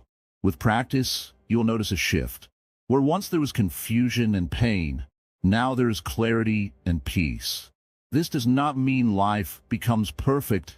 It means your mind becomes strong enough to face imperfection without breaking. The world outside may continue to change and challenge you, but inside, there is a place of stillness you can always return to. This is the power of right view and right mind. Remember, you are not your thoughts. You're the awareness that notices those thoughts. You are the space where change happens. When you begin to see with this clear vision, you start to free yourself from the chains of fear, anger, and sadness. You realize that happiness is not a distant goal, but a way of being. This way is open to everyone, no matter who you are or what you have been through. It asks only for your attention and your willingness to look deeply. In this moment, as you listen, allow yourself to be curious. What would it be like to look at your life without blame, without fear? What if you could meet your struggles with kindness instead of resistance? The journey to right view and right mind is a journey back to yourself, to the deepest, truest part of you that is always peaceful and free. Walk this path gently. Each step, each breath, brings you closer to the happiness that has always been within you. And so, the transformation begins, not somewhere far away, but here, now, inside your very own mind. The mind that seeks happiness often looks far away, in distant places, or in future moments that have not yet come. Yet, the true source of joy does not hide in the future. It is quietly waiting in the present, ready to be discovered in the simple, ordinary moments of daily life. Imagine waking each morning and greeting the day as a new chance, not to change the world at once, but simply to be kind to yourself. This small kindness is a seed. It may seem little, but over time, it grows into a tree strong enough to shelter your heart from storms. In the gentle practice of life, the breath is a guide that always returns us to peace. When troubles crowd the mind, returning to the breath is like finding a calm lake after a stormy river. Breathe in, breathe out, slowly and fully, and you remind yourself that no matter how loud the noise outside, inside you can find quiet. Every morning is an opportunity to reset your spirit. It does not matter what happened yesterday. The sun rises, and with it comes a fresh start. Begin with small steps. Feel your feet on the ground. Listen to the sounds around you. Notice the feeling of air on your skin. These simple acts are mindfulness. They ground you in reality and remind you that life is happening now. When the world feels heavy, it is natural for the mind to wander into worry. What if things get worse? How long will this pain last? These thoughts are like shadows. They appear real, but they disappear with the light of attention. By focusing gently on the present moment, you invite the shadows to fade. A daily practice to meet this moment is to simply observe without judgment. If anger rises, watch it as a cloud passing through the sky. If sadness comes, sit with it without pushing it away. In this way, emotions lose their power to control you. They become teachers, not masters. Compassion starts with yourself. Often, we are harsh critics, blaming ourselves for pain or mistakes. The Zen way invites you to soften this harshness. Speak kindly inside your mind, as you would to a dear friend. This kindness is medicine for a hurting heart. Gratitude is another gentle power. When you notice one small thing to be thankful for, the mind opens like a flower greeting the sun. It could be the warmth of a cup of tea, the smile of a stranger, or the sound of birds singing. These moments remind you that even in hard times, life offers gifts. Patience is not about waiting passively, but about holding steady amid the storm. Like a tree that bends but does not break in the wind, patience gives you strength. When you practice patience, you are telling yourself, I am here. I can face this. Simplicity is the heart of Zen practice. Often, the mind complicates happiness by chasing many desires. But joy blooms in simplicity, when we appreciate what we have, not what we lack. A simple meal, a quiet walk, a deep breath. These are treasures, not obstacles. One practice you could try every day is to pause several times and ask, what is alive in me right now? This question brings you back from worries and regrets. It reminds you that beneath all fear and pain, your true self remains calm and aware. Remember, the bad phase is not your enemy, but your teacher. It shows you where you have held on too tightly, where you have ignored your own needs. It invites you to slow down, to listen, to care for yourself with patience and love. There is no rush. Healing unfolds like a lotus flower, slowly opening petal by petal. Be gentle with yourself in this process. Zen teaches that happiness is not a distant treasure hidden beyond pain. It is the clear water of the present moment, available right now if you let go of searching and simply see. When life feels overwhelming, remember the story of the bamboo. The bamboo bends in a storm, but does not break. It returns upright with grace when the wind passes. You too have this strength within you. Each day, practice returning to what is simple and true. The breath, the body, the senses. These are your anchors.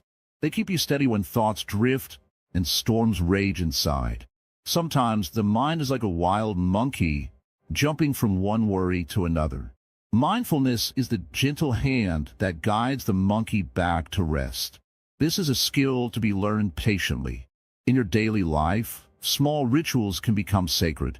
Lighting a candle, washing your hands mindfully, or drinking tea slowly. These moments invite calm. They remind you that even ordinary actions can hold great meaning. Practice listening deeply, not just to others, but to yourself. What do you really need? What feeling is beneath your words? Often, beneath sadness or anger, there's a deep wish to be understood and loved. When you meet yourself with kindness, you begin to heal. This healing spreads outward, touching those around you with gentle light. Do not underestimate the power of quiet moments. Sitting in stillness for even a few minutes can clear your mind like a cool breeze clears a hot day. Sometimes, happiness is simply the absence of struggle, the letting go of resistance. When you stop fighting the present moment, peace can enter like soft rain on dry earth. You're not alone on this path. All beings face hardship and seek joy. The Buddha's path is a guide through common human experience, a way to walk with grace, no matter the weather of life. Each moment is new. The sun rises again. The breath comes in and goes out. Life flows, changes, and renews itself endlessly. To live well in a bad phase is to live fully with what is. To accept the rain and the sun, the tears and the smiles, the pain and the joy. This acceptance does not mean giving up. It means opening your heart to life exactly as it is, without needing to push away what you fear or wish were different. When you open your heart this way, happiness arises naturally. It is not forced or chased, but found gently in the space of being. Practice this kindness to yourself daily. Speak softly inside. Take time to rest. Allow your spirit to breathe. Know that every breath is a chance to begin again. Every moment is a gift waiting to be unwrapped with mindfulness. This is the way of simple joy, the joy that no one can take away because it comes from deep within you. When you learn to live with patience, compassion, and presence, you carry a quiet happiness that does not depend on circumstances. You become like the mountain, steady, calm, and unshaken by passing storms. Let this be your practice, to return again and again to the present moment, with open eyes and a gentle heart. With each breath, let go a little more. With each step, move a little lighter. And slowly, quietly, the bad phase softens and becomes part of your story, not your suffering. This is the way to resilience and true joy. Simple, patient, and wise. The Zen path is not complicated, but it asks for courage. The courage to look honestly, to feel deeply, and to accept fully. Walk this path gently. Be patient with yourself. Happiness will come, not as a distant prize, but as the quiet light that lives in every moment you choose to see. Let the breath be your anchor. Let kindness be your guide. Let the present moment be your home. This is your true practice. This is the way to happiness, even in the hardest times. Imagine standing at the edge of a quiet lake. The water is still. The sky is clear. You take a deep breath and notice something different. Your heart feels lighter. The storms that once roared inside have softened to gentle whispers. This peace you feel now is not outside. It was always inside you. You simply forgot how to see it. Life's journey is like this lake. Sometimes waves crash, winds howl, and the surface becomes wild and restless. Yet, beneath all that, calmness waits patiently, always ready to return. In the bad phases, it can feel impossible to find that calm. But know this: joy is not the absence of difficulty. It is the presence of understanding. To be happy, even in hardship, is not to deny pain. It is to accept it, hold it with kindness, and let it teach you. Each difficult moment is a doorway. Behind it, there's a lesson waiting about who you are beyond your struggles. The Buddha taught that all things are impermanent, and this includes suffering. Nothing lasts forever. The hard days will pass, like clouds drifting away to reveal the sun. The real happiness comes when you stop fighting the storm and instead learn to dance in the rain. This does not mean pretending to be happy or ignoring your feelings.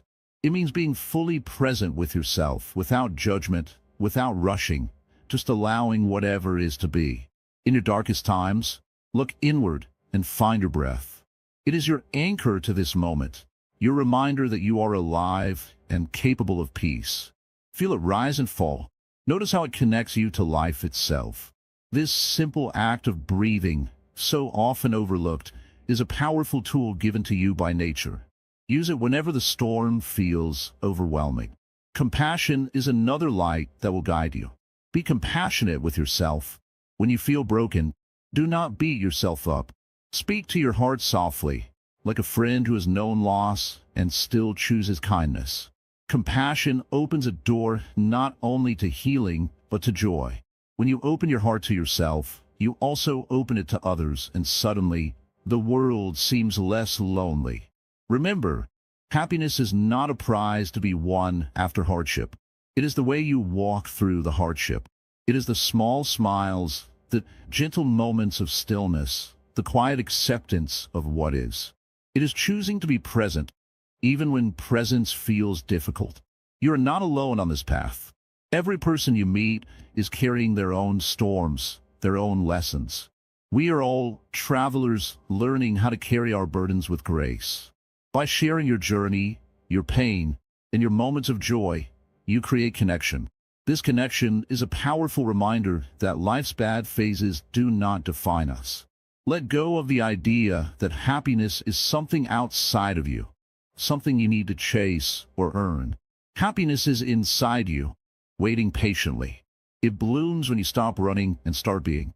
Being gentle, being present, being true to yourself. In Buddhist teachings, awakening is called nirvana, not a distant place, but a state of freedom from suffering. This freedom is available to you now, in this very breath, in this very moment. It is not about perfection. It is about seeing things clearly, without the heavy veil of judgment or fear. So, how do you carry this joy forward? By practicing every day, by returning again and again to the breath, to kindness, to presence. By reminding yourself that every phase, no matter how dark, will pass. By knowing that within you lies a stillness untouched by the storms of life. When you feel the urge to despair, pause. Breathe. Repeat to yourself, this too shall pass. Feel the truth in these words. They are ancient, yet forever fresh. In this way, happiness is not a distant dream, but a living reality, available now, here within you. If this journey has touched your heart, if these words bring you a moment of peace, please take a moment to like, share, and subscribe to Wisdom Writings. Your support helps us bring light to more hearts walking through their own storms. And as a gentle reminder to carry this peace with you, please comment Namo Buddha below. Let it be a soft vow, a promise to stay positive and mindful until the very end. Walk your path with courage, with kindness, and with the calm joy that arises when you know that no darkness lasts forever. The light is always waiting. Thank you for sharing this moment with me. May you find peace, even in the midst of life's challenges. Imagine lying in bed, staring at the ceiling, your mind racing with thoughts from the day, unfinished tasks, worries about tomorrow, echoes of conversations. Imagine if, instead of this chaos, your nights became a sacred time, a quiet, healing space where peace flows in and stress gently flows out. Imagine closing your eyes each night, not with tension, but with calm, with a heart free from the weight of the world. Have you ever wondered why sleep sometimes leaves you feeling more tired than before? Why some nights, no matter how long you rest, peace still escapes you? What if the true rest doesn't begin with the body, but with the mind and the heart? What if 5 simple things could prepare your soul for the deepest rest and plant seeds of clarity and happiness for tomorrow? Think of this. Every night, before he slept, the Buddha guided his disciples to reflect, release, and renew. No smartphones, no noise, just a gentle return to awareness. And his timeless wisdom still holds power today. One example, a man burdened by life's pressures found clarity not by running away from his problems, but by following 5 mindful steps each night. Over time, his sleep deepened, and his mornings began with a new kind of energy, one rooted in peace. Welcome to Wisdom Writings, your space for ancient truths and modern peace. If you believe your nights can be more than just exhaustion, and your mornings more than just a rush, stay with us. Like this video, drop a comment below to share your thoughts, and don't forget to share it with someone who needs it today. Subscribe now to our channel for more wisdom that speaks to your soul. Let this be your beginning. And before we move ahead, take a deep breath and comment Namo Buddha below to invite peace and stay positive till the very end of this journey. It's not just a phrase. It's a gentle reminder that you're not alone. Let's walk this path together, one peaceful night at a time. Before sleep, the mind is like water in a quiet pond. When the wind blows, the surface ripples and disturbs the calm beneath. But when the wind rests, the water grows still and clear, reflecting the world without distortion. This stillness is the heart of peaceful sleep. It begins not with closing the eyes, but with calming the mind. In our daily lives, the mind often races like a wild horse, pulling us in many directions at once. We carry worries, regrets, hopes, and fears all tangled together. When night comes, these thoughts do not simply vanish. They linger, crowding the space where peace should grow. To find true rest, one must learn to gently quiet this busy mind. The Buddha taught that the mind is the source of both suffering and peace. When a mind clings to distractions or dwells on troubles, it creates unrest. But when the mind learns to return to the present moment, without judgment or resistance, it finds a natural calm. This calm is not forced. It is allowed, like a flower opening to the sun. Imagine sitting by a river, watching the water flow. The water moves past, carrying leaves and twigs along its path. You do not try to stop the river, nor do you chase after the floating pieces. Instead, you watch quietly, letting the water be as it is. This is the way to meet your thoughts before sleep, watching without getting caught. Breathing is the key to this stillness. Each breath is a gentle invitation to return to the present moment. When you breathe in, feel the coolness enter. When you breathe out, notice the warmth leaving your body. Let your attention rest softly on this simple rhythm. Do not try to change the breath, simply observe it. As you become more aware of your breath, the mind's chatter begins to slow. Thoughts arise like clouds drifting across the sky. They come and go, but you do not follow them. You remain the clear sky, open, wide, and untroubled. This is the heart of Buddhist mindfulness, to be aware without attachment. This awareness before sleep is not about pushing problems away. Instead, it is about welcoming them with gentle kindness, then letting them pass. Sometimes worries feel heavy, like stones in your pocket. Mindfulness teaches you to gently take them out, one by one, and place them down, freeing your spirit. When the mind is calm, the body follows. Muscles loosen, the heart rate slows, and the breath deepens naturally. This harmony between mind and body prepares you for deep rest. Sleep arrives not as a forced task, but as a natural unfolding of peace. Many people think that silence means empty space. But in the silence before sleep, there is a richness, a quiet presence that holds everything tenderly. It is a sacred time, a chance to befriend yourself and your inner world. You do not need to fix anything here. Simply be. This practice is like watering a garden. Each night, as you calm your mind and return to the breath, you nourish the seeds of peace planted within. Over time, these seeds grow strong, and the garden blooms with serenity, resilience, and clarity. The mind's habits are like paths worn into the earth. When we follow them without thought, they deepen and limit us. But by bringing mindfulness to our nightly routine, we begin to create new paths toward freedom and joy. It is natural to feel restless at first. The mind may resist stillness, wanting to hold on to old worries or distractions. This is part of the journey. With patience, you learn to welcome these moments with kindness, not frustration. Even if sleep does not come immediately, the practice itself is valuable. Each moment of mindful breathing and calm awareness helps release tension and prepares the heart for rest. The Buddha's teachings remind us that suffering often comes from attachment to thoughts, feelings, or outcomes. Before sleep, we practice letting go of attachment to busy thoughts, inviting openness instead. This letting go is not weakness, but strength. It is a quiet power that frees the heart from endless struggle.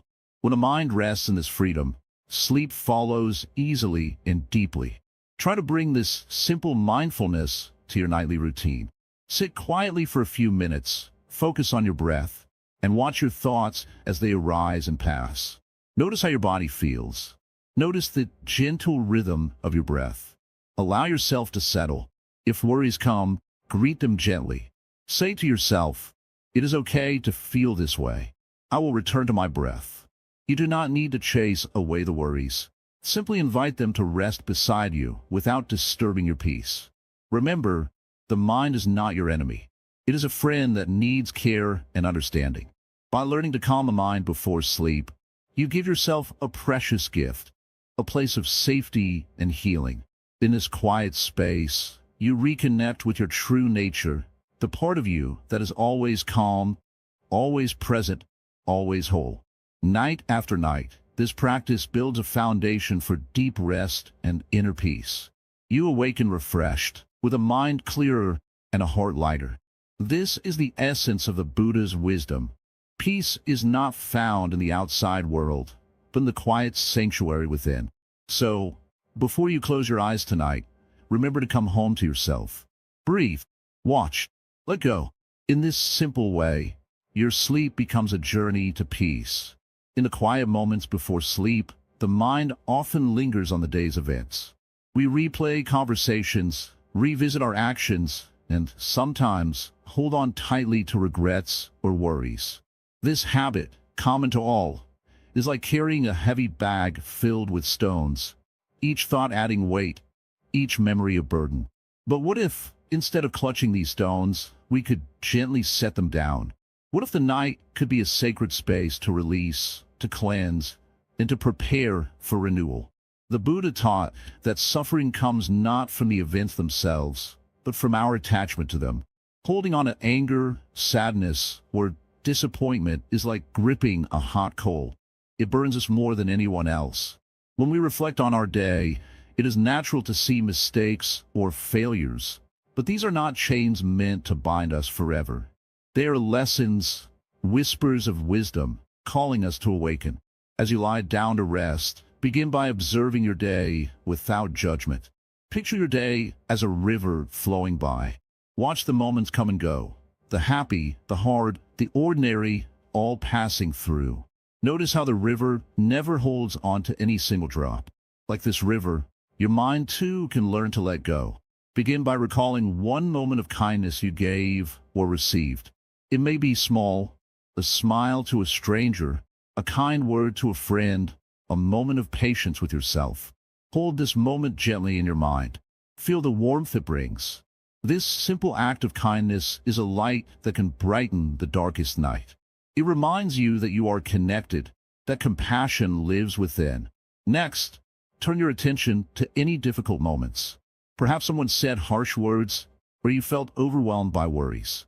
See these moments clearly, but do not hold them close. Imagine placing them on a leaf and letting it float down the river. Feel the relief of releasing these burdens. You are not your mistakes, nor your pain. You are the awareness that witnesses them and lets them pass. In Buddhist practice, there's a tool called mindful reflection. It is not about criticizing yourself, but understanding. Ask gently, what did I learn today? How did I respond to challenge? What can I carry forward, and what can I leave behind? With each question, allow the mind to answer softly, without pressure. One powerful practice is to express gratitude for the day, even if it was difficult. Gratitude softens the heart and opens the door to peace. Think of 3 things you could be thankful for. Perhaps the food you ate, the roof over your head, or simply the breath that fills your lungs. This small act shifts the mind from what is lacking to what is enough. Letting go is not forgetting or denying. It is accepting reality as it is, without the stories we add. It is like the sky after a storm, clear, vast, and calm. When a mind is calm, sleep comes more easily, deeper, and more healing. The body rests, and the spirit is restored. Remember the story of the monk who carried a heavy backpack filled with stones representing his regrets. One evening, he stopped by a river, opened the bag, and watched the stones sink beneath the water. As he let go, he felt lighter, freer, and finally able to walk on without pain. We too can choose to put down our burdens tonight. In this reflection, be gentle with yourself. We are all learners on this path. No one is perfect, and every day offers a new chance to grow. When you forgive yourself before sleep, you heal the wounds that weigh on your heart. Breathe deeply and imagine your body sinking into the mattress, supported and safe. Feel the rise and fall of your chest, the steady rhythm of your heart. Each breath is a reminder that life continues, that healing is possible, that peace is near. As the mind slows, remind yourself that tomorrow is a fresh page. The lessons of today are seeds planted in fertile soil. They need time, patience, and care to bloom. You do not have to carry today's worries into tomorrow's dawn. Now, as sleep approaches, think of your mind as a clear lake at dawn. The surface is still, reflecting the soft colors of the sky. Beneath the surface, life moves quietly, unseen but alive. Your mind too can be still on the surface, while deep wisdom and calmness rest quietly inside. This practice of mindful reflection before sleep is a gift you give yourself. It honors the Buddha's teaching to be present, to understand suffering, and to find liberation through awareness. In letting go, you make space for healing, for dreams, for the unknown blessings waiting for you. The night becomes not a time to fear, but a sanctuary to return to again and again. As the darkness embraces you, remember, peace is always within reach. It is the stillness between thoughts, the gentle breath, the soft whisper of your heart. May your rest be deep, your dreams gentle, and your awakening bright. The path of mindfulness begins with one small step, the choice to release and renew each night. Rest now, let go, and prepare to greet the new day with a calm heart and a clear mind. Before sleep, the heart is a fertile soil. What do you plant there? What seeds do you choose to nurture in the quiet moments before darkness deepens? The mind often clings to worries and fears, but there's another path, a gentle, quiet path, where compassion can grow. This is the path the Buddha walked, and it is open for all who seek peace. When you lie down, you have a choice. You can choose to hold on to anger, pain, or resentment from a day. Or you can open your heart to kindness, to others, to yourself. In the silence of the night, this kindness is like a gentle flame. It does not burn, but warms. It does not consume, but lights the way. Many people believe that compassion is only for the big moments, when we see suffering far away, or when we perform great acts of charity. But compassion is much simpler and much closer than that. It begins with a wish, a small wish for happiness, not only for others but also for yourself. This is the essence of loving kindness. Imagine a mother cradling her child. She does not judge the child for mistakes or failures. She simply wishes for the child to be safe and happy. This natural kindness is what you can bring to your own heart before sleep. You can gently say to yourself, "May I be peaceful. May I be safe. May I be free from suffering." It may sound simple, but it carries great power. And then you extend this wish outwards. May all beings be peaceful. May all beings be safe. May all beings be free from suffering. You do not need to think of particular people. Just hold the image of all beings everywhere. It is not about forcing your mind to believe something. It is about feeling an openness, a letting go of small self, and opening to the vastness of life. When this compassion fills your heart, the night becomes a sanctuary. Your mind rests, not on worries or fears, but on gentle kindness. The body relaxes because the heart is no longer heavy with anger or sadness. The breath becomes calm, steady, a quiet rhythm moving like a soft river. You may wonder, how do I bring this kindness when my mind is busy or upset? Start small. Begin with one person, a friend, a stranger, even someone you find difficult. Wish them happiness. Imagine their smile, their peace. This is not a magic trick, it is practice. Like planting a seed and watering it every day. The Buddha taught that true compassion does not discriminate. It is not just for those we love, but also for those we struggle with. Holding on to anger is like drinking poison and expecting the other to suffer.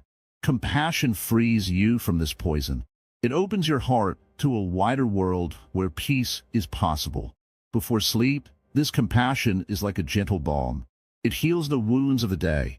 It softens the tightness in the chest, the heaviness in the mind. It reminds you that every being, yourself included, deserves peace and kindness. Sometimes our minds may resist. Old habits pull us back to grudges or fears. When this happens, return to the breath. Feel the air moving in and out, and quietly bring back your wish. May I be kind. May I be peaceful. This simple intention is enough. Over time, it grows stronger. Compassion practiced before sleep ripples through your dreams. It changes the tone of your rest. Instead of restless tossing, you find ease. Instead of nightmares, you may find gentle reminders of kindness and hope. In the morning, this practice continues. The heart that has rested in compassion is ready to face the world with patience and understanding. Your actions reflect the kindness you nurtured at night. You are calmer, more present, more at peace. Remember, this is a path, not a destination. Some nights are easier than others. Some hearts open wide, some close tightly. Be patient with yourself. The practice is itself a gift. When compassion becomes part of your night, sleep becomes more than rest. It becomes healing. It becomes renewal. It becomes a quiet moment of connection to all life. This is the gift of loving kindness before sleep. The simple, powerful way to transform your nights and your days. A way to touch the heart of the Buddha within you. As the night grows deeper, the world around you grows quieter, and the mind often starts to wander, sometimes into worries, sometimes into dreams, sometimes into restlessness. But there's a gentle power in this quiet hour that many overlook. This hour, before sleep, is a precious moment to set intentions. What does it mean to set an intention? It is not simply making a wish or a goal. It is planting a seed deep inside your heart, the seed that will grow quietly in the soil of your mind while you rest. This seed can guide your thoughts, your actions, and your spirit as you wake again to the new day. In the teachings of the Buddha, intention is the root of all actions. Every word spoken, every step taken, begins first with a thought, with intention. When you set your mind on kindness, on peace, on clarity before you sleep, you prepare yourself to act from these qualities when you awaken. Consider the river flowing. It does not force the water, it gently guides it. Your intention is like the riverbank. It shapes the flow of your mind without pushing or pulling. When a mind is free from distraction, it is easier to let the current of your true desires move naturally. Before sleep, take a moment to reflect on what you want to carry into tomorrow. Is it patience? Is it courage? Is it the willingness to forgive? Is it the desire to see the good in others, even when they stumble? Think of this as the calm planting of a gentle intention, quietly watering the seeds of your heart. Do not rush this moment. Breathe deeply and slowly. Feel the stillness around you. Allow your mind to rest on the intention like a bird resting on a branch. Do not cling too tightly to the thought, but do not push it away either. Simply hold it softly, like a leaf floating on a calm pond. Setting an intention is not about controlling the future. It is about inviting a certain way of being. It is a humble promise you make to yourself to return again and again to the path you wish to walk. Like the Buddha said, the mind is everything. What you think, you become. As you fall into sleep, these intentions stay with you. They do not vanish with the closing of your eyes. They root themselves deeply, growing quietly while you dream. When morning comes, they will help guide your choices, your words, your actions. Imagine waking up and feeling a gentle warmth inside, a quiet knowing that today you will try again to live with kindness, to speak with care, to move with mindfulness. This feeling begins with the simple act of setting your intention before sleep. Many people underestimate this practice. They believe sleep is only about resting the body. But the Buddha taught us that true rest is of the whole being, body, mind, and spirit.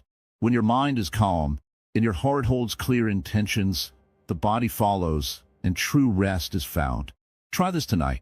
As your head touches the pillow, think of one simple intention for tomorrow. It could be as small as a smile for a stranger or as deep as forgiving someone who hurt you. Let that intention be your gentle companion in the dark. You will find that over time, these small intentions build into a strong foundation of peace and clarity. Life will not always be easy, but with a steady heart and clear intentions, you can meet each day with grace.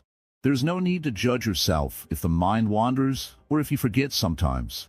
Like a gardener who returns to the soil, return to your intention with patience.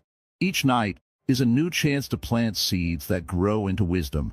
Remember, the path of awakening is not a race. It is a quiet, continuous unfolding.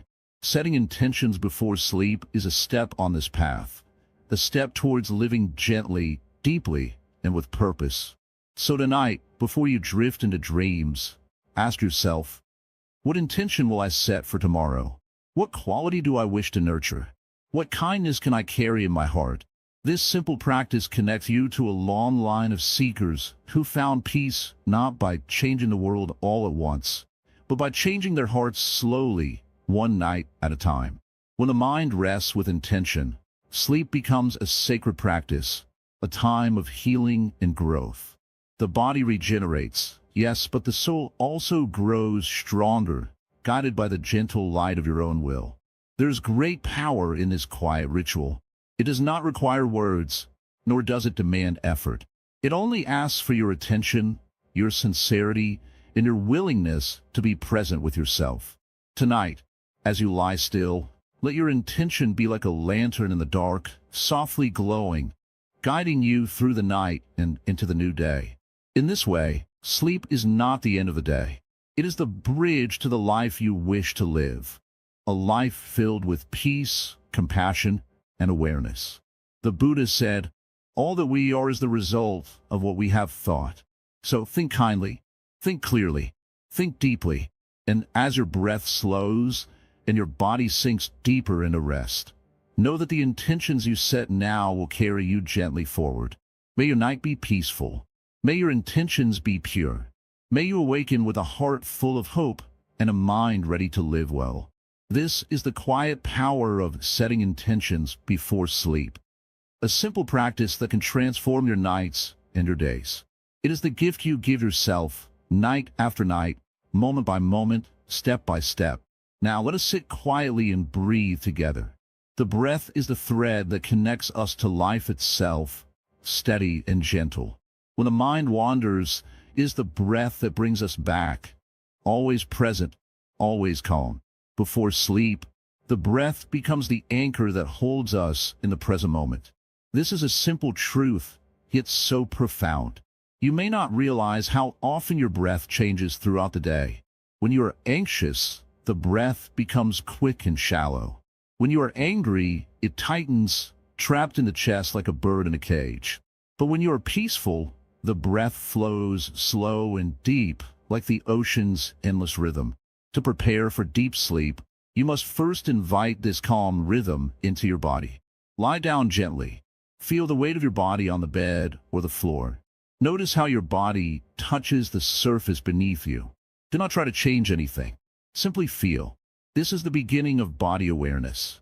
In Buddhism, this practice is called mindfulness of the body. It means to be fully present in the moment with the body as it is. Now, bring your attention to your breath. Do not force it. Do not try to breathe in a special way. Just notice it. Is it fast or slow? Deep or shallow? Notice how the breath moves in and out. Feel the cool air as it enters your nostrils. Feel the warmth as it leaves. Follow the breath like a gentle river flowing through your body. As you watch your breath, you may notice the mind trying to wander. This is normal. The mind is like a monkey, always jumping from one branch to another. But each time you notice it has wandered, gently bring it back to the breath. No judgment, no frustration, just kindness towards yourself. This simple act is meditation. Slowly, as your breath deepens, feel the tension in your body begin to dissolve. The shoulders relax. The jaw softens. The muscles around the eyes release. With each exhale, imagine the tightness melting away, leaving only softness and ease. The breath is a bridge between body and mind. When the breath slows, the heart slows. When the heart slows, the mind becomes clear. This is the natural way of the body, not forced but allowed. Like a flower opening at dawn, the body and mind open to rest when given the space. You might find it helpful to count your breaths. Breathe in and count 1. Breathe out and count 2. Continue up to 10, then start again at 1.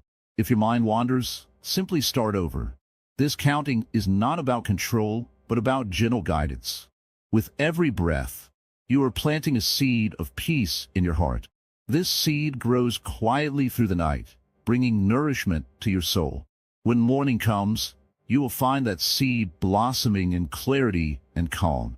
Sometimes, pain or discomfort may arise in the body as you lie still. This is natural. Instead of resisting, bring your attention kindly to the place of discomfort. Breathe into it with gentle curiosity. Often, by observing pain without fear or judgment, it softens and becomes easier to bear. The breath also helps us release emotions held deep inside. If sadness, anger, or worry surfaces, do not push it away. See it as a wave passing through the ocean of your awareness. Breathe gently, allowing these feelings to be seen and understood. This practice of acceptance is a teaching from the Buddha himself. As you cultivate this awareness of breath and body before sleep, you create a sanctuary inside, a place where you can always return, no matter what storms rage outside. This sanctuary is your true home, quiet, steady, unshakable. You might ask, how long should I practice this? Even a few minutes can change the course of your night. Consistency is more important than length. Every night, this moment of stillness prepares your mind to let go and your body to heal. Remember, the mind often tries to rush into tomorrow, carrying worries and fears. The breath pulls you back to now, the only moment where life truly happens. Let this be your gift to yourself each night, a moment to come home to your own breath. In the silence, the breath speaks. It says you are safe, you are enough. When you listen deeply, the breath becomes a friend who never leaves, who walks with you in darkness and light. If sleep still seems distant, do not chase it. Chasing sleep is like chasing the wind. Instead, rest in the breath. Trust that sleep will come naturally when a mind and body are ready. Buddhist monks have practiced this for centuries, finding peace not by force, but by gentle awareness. You are walking the same path now, guided by the simplicity of breath and body. As your body sinks deeper into rest, imagine the breath as waves gently rocking a boat on a calm sea. The boat is you, steady and secure, carried effortlessly through the night. This practice is not just about sleep. It is about living with awareness, bringing kindness and calm into every moment. Night after night, the breath teaches us how to be present, how to let go, and how to awaken to peace. When you awaken, carry this peace with you. Remember the breath's gentle rhythm in moments of stress and chaos. It is always there, a quiet teacher waiting to guide you home. With time, this nightly practice softens the hard edges of worry and fear. It opens a door to deep rest, healing, and clarity. The breath is your companion, your anchor, your path to freedom. Let the breath be the last thing you hold before sleep and the first thing you greet at dawn. In this simple act, great transformation unfolds. Imagine the quiet stillness of night wrapping around you like a soft cloak. The world outside has settled down, and in this calm, your heart and mind seek rest. Yet, often the mind still wanders, fingers tapping on worries, thoughts racing in endless loops. In these moments, there's a gentle practice you can hold on to. It is the practice of returning to simple, sacred sounds, chants, and teachings passed down through generations, carrying the light of wisdom and peace. Long ago, the Buddha taught not only through words but also through sounds, chants that hold the power to still the restless mind. These chants are not magic spells, but keys that open the door to your own deep calm. When you repeat them softly, they remind you of your true nature, your inner light that is untouched by fear or confusion. Think of chanting as a gentle river flowing through your mind. At first, the mind may resist. It may want to stray, to follow the usual noisy paths. But as you bring your voice or your thoughts back to the chant, slowly, the waters begin to clear. The surface of the river smooths, reflecting the quiet sky. Your breath slows. Your heart softens. In this flowing sound, you find an anchor. The sound we chant carry meaning, but they are also vibrations felt deep in the body and heart. They connect you to something greater than yourself, an ancient tradition of peace and understanding. The syllables hold the wisdom of the Buddha, the calm of the Sangha, the compassion of all beings walking the path. You do not need to know the language perfectly. You do not need to chant loudly. Even a whispered, gentle repetition works like a balm for the soul. With each repetition, your busy mind finds less space to wander. The usual stories, worries, and judgments quiet down. The present moment grows brighter. When your body is tired, but your mind is awake, chanting can be a bridge between wakefulness and rest. It becomes a practice of letting go of the day's burdens, letting go of fear and doubt. You invite a calm presence to settle within. This calm is not empty. It is full of the Buddha's teaching, truths that shine like stars in the dark night of confusion. Each chant is like a star, a guiding light leading you safely through the darkness toward peace. Some may find it helpful to chant the Buddha's name, Buddho or Namo Buddhaya, softly and slowly. With every breath, you call to mind the qualities of the Buddha, compassion, wisdom, and peace. This calling is like a gentle hand resting on your heart. Others may chant short verses or sutras. The words may speak of kindness, impermanence, or the interconnectedness of all things. These words become a lullaby for the mind, reminding it that nothing lasts forever, and everything is connected in a great web of life. As you chant, notice how your body responds. You may feel warmth spreading through your chest, a softening in your shoulders, or a calmness that spreads through your limbs. These are signs that your mind and body are settling together. Chanting can also be a meditation on gratitude.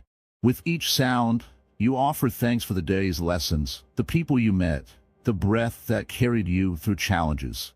Gratitude softens the heart and prepares it for rest. This nightly chanting is not about perfection.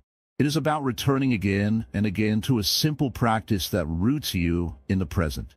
If your mind wanders, gently bring it back to the chant like a child returning to a loving parent. Over time, this practice transforms. Nights that once felt heavy with worry become times of healing and renewal. The chant becomes a friend, a quiet companion who walks beside you into sleep.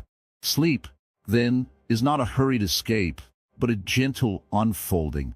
Your mind becomes the calm lake that reflects the moon. The chant carries you safely into the depths where healing begins. When you awaken, even before your eyes open, you carry with you the peace cultivated in the night. The chant's echoes remain in your heart, guiding your steps in the new day. In this way, chanting and Buddhist teachings become spiritual anchors, a steady point in a changing world. They remind you who you truly are beneath the noise and distraction. Remember, the Buddha himself found rest in simplicity.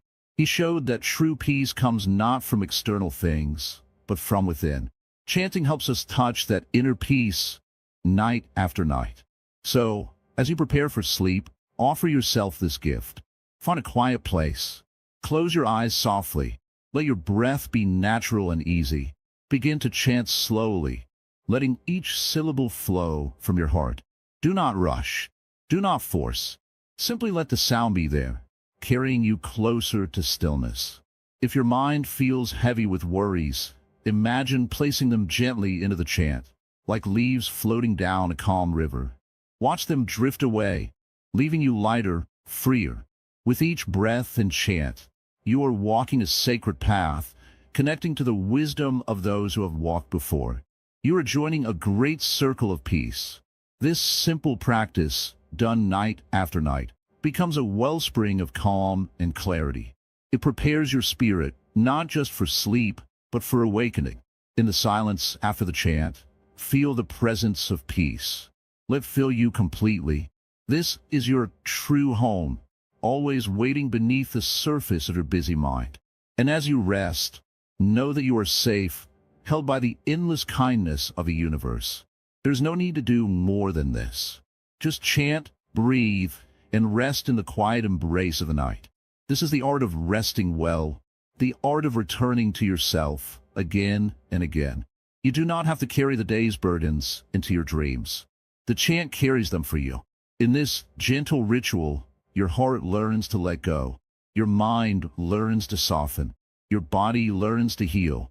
The Buddha's teachings are alive in these simple sounds. They are a living river flowing through time, carrying peace from one heart to another. When you awaken, carry this peace with you. Let it be the light that guides your actions, your words, your thoughts. And each night, return again to this practice, knowing that you are nurturing your deepest self. This is the way of the wise, the way of peace, the way of the Buddha. So rest now. Rest with the chant as your guide. Rest in the timeless wisdom that flows softly, quietly within you. Sleep is not the end. It is a sacred beginning. As the day folds into night and the world outside slows to a whisper, there's a quiet moment waiting for you, a sacred space where transformation begins. This moment is not marked by noise or action, but by gentle stillness.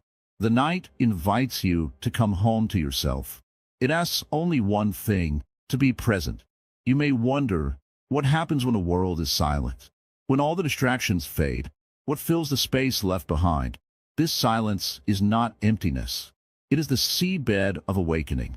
It is here, in the quiet, that the heart remembers its true nature, calm, clear, and free. Each night, as you prepare to sleep, you step into this silence.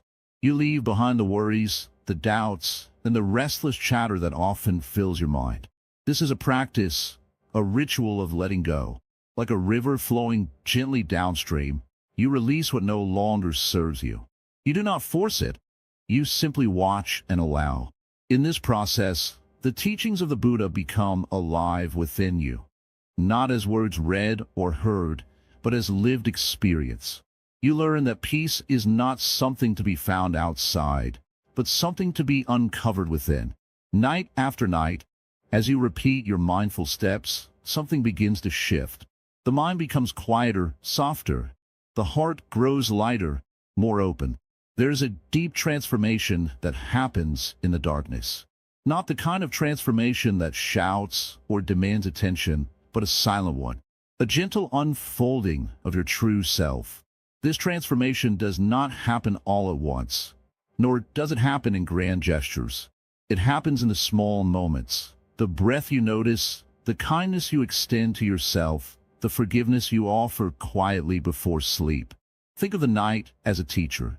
It teaches patience. It teaches surrender. It teaches the beauty of simply being. You might feel restless some nights. That is okay. Even the Buddha sat under the Bodhi tree and faced his own struggles before awakening. What matters is the willingness to come back, again and again, to this moment of peace. When you practice this nightly ritual, you invite a new way of being. You create space for dreams, not just the ones that come in sleep, but the dreams of a gentle mind and a compassionate heart. You begin to see your life with fresh eyes. Problems don't disappear, but they lose their power to disturb you. You wake in the morning not just rested but renewed. The peace you cultivated in the quiet hours of the night carries into your day. You respond rather than react. You listen more deeply, love more fully. You walk through the world with a steady heart. Remember, this is not a quick fix or a magic formula. It is a lifelong journey. Some nights you may falter, and that is part of the path. Each night is a new opportunity, a new chance to start again. The Buddha's path is not about perfection, but presence. So, as you close your eyes tonight, carry this thought with you. The night is your friend. It is a gentle guide leading you toward awakening. When you greet the darkness with kindness and patience, you find the light within. If at any time you feel lost or overwhelmed, return to your breath. Return to the simple act of noticing. In this moment, you are safe.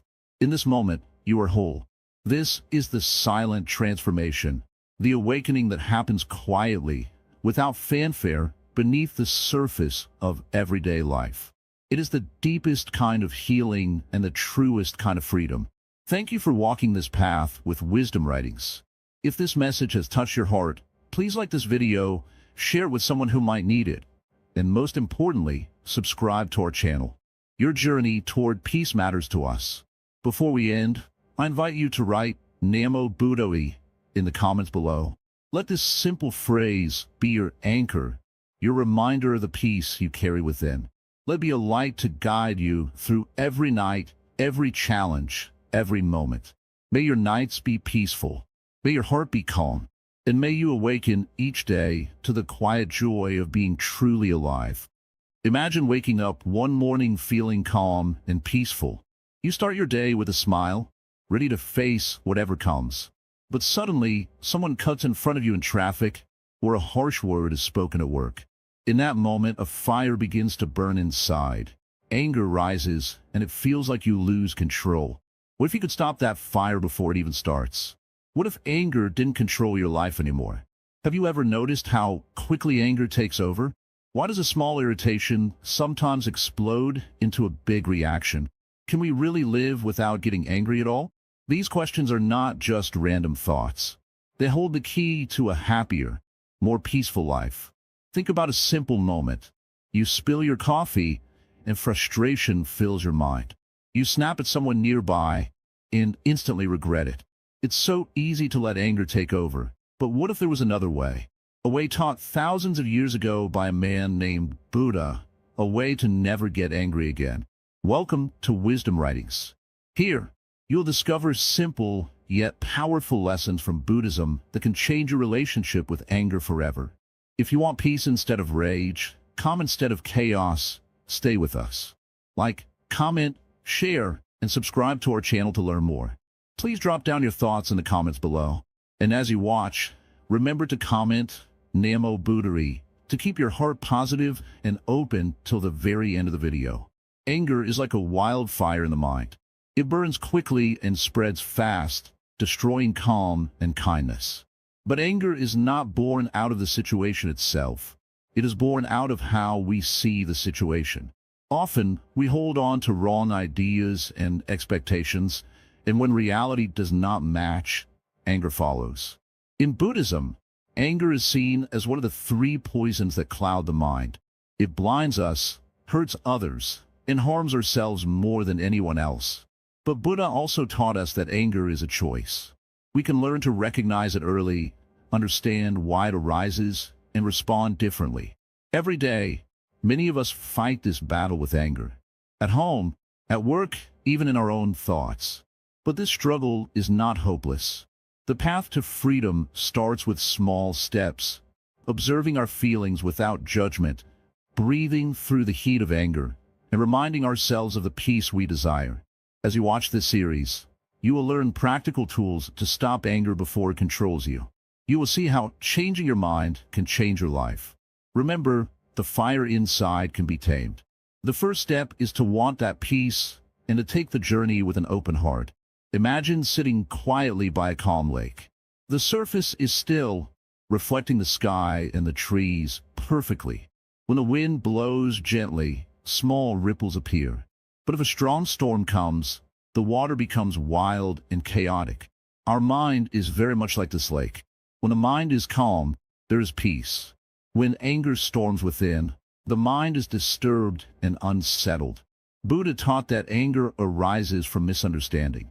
It is like a shadow cast by our thoughts, fears, and pain. When we see clearly, the shadow disappears. To dissolve anger, we must look deeply at its roots. What causes the fire to start? Often, it is a sense of loss or a feeling that something is unfair. We expect the world to be a certain way, but it is not. This clash causes frustration, which turns into anger.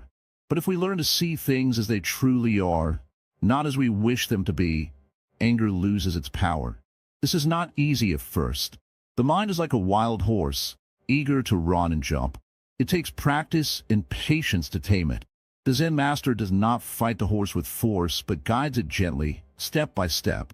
Look closely at your own anger the next time it arises. What do you feel? Is it really the other person who makes you angry? Or is it your own expectations and attachments? Often, the anger says more about what we are holding on to inside than about the outside world. When someone hurts us or makes us angry, Buddha teaches us to pause. This pause is like a breath taken before a storm breaks.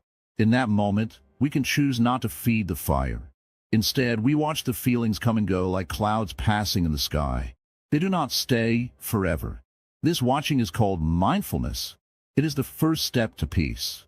The mind often rushes to blame, to punish, or to defend itself. But these reactions only add fuel to the fire. The wise one learns to stop, to breathe, and to see the situation with fresh eyes. What is really happening here? What is beneath the surface? Sometimes anger hides pain, fear, or loneliness. When we feel threatened, the mind reacts with anger to protect itself. But this protection is like a wall built of flames. It may keep others away, but it also burns the one who builds it. To understand anger deeply, one must be gentle with oneself. Do not be harsh or judgmental when anger appears. Instead, say softly, "I see you. I understand why you are here." This kindness to oneself begins to melt the coldness that feeds anger. Buddha's teaching shows us that anger is not a weakness, but a signal. It tells us something is wrong inside. When we listen carefully, anger can guide us to what needs healing. Maybe it's a hurt from long ago, or a need for respect, or kindness. When a mind stops fighting anger, a quiet space opens. In this space, understanding grows. We see that everyone is trying their best, even those who cause us pain. They too carry their own suffering and struggles. This view does not excuse harm, but opens the door to compassion. Compassion is the medicine for anger. When we feel compassion for ourselves and others, the fire begins to cool. It is like water poured gently over burning coals. The heat fades and peace returns. Do not rush this process. Like a seed growing into a tree, learning to dissolve anger takes time. Each moment of awareness, each breath taken with calmness, strengthens the roots of peace. In the moments of anger, remember the lake and the storm. You are not the storm. You are the still water beneath, always waiting to be seen. The waves will come and go, but the lake remains. Practicing this awareness in daily life is the true path. When the mind is calm, even difficult situations become easier to face. We respond with wisdom, not reaction. We act from peace, not from pain. Let your heart be like the sky, vast, open, and free. Let your mind be like the lake, deep and clear. When anger rises, do not chase it or push it away. Watch it with kindness. It will pass, and you will be peaceful again. This is the way of the Zen master. Not to fight anger with anger, but to meet it with understanding. Not to deny feelings, but to embrace them gently. When we do this, anger loses its power. We find freedom. Remember, every moment is a new beginning. No matter how many times anger returns, you can choose again. You can choose peace. This path is not about being perfect. It is about being present. It is about waking up to the truth of what is inside and outside. It is about walking gently on this earth with a calm mind and a kind heart. In time, the fire inside grows smaller and smaller until it no longer controls you. You become the calm lake, the open sky, the peaceful heart.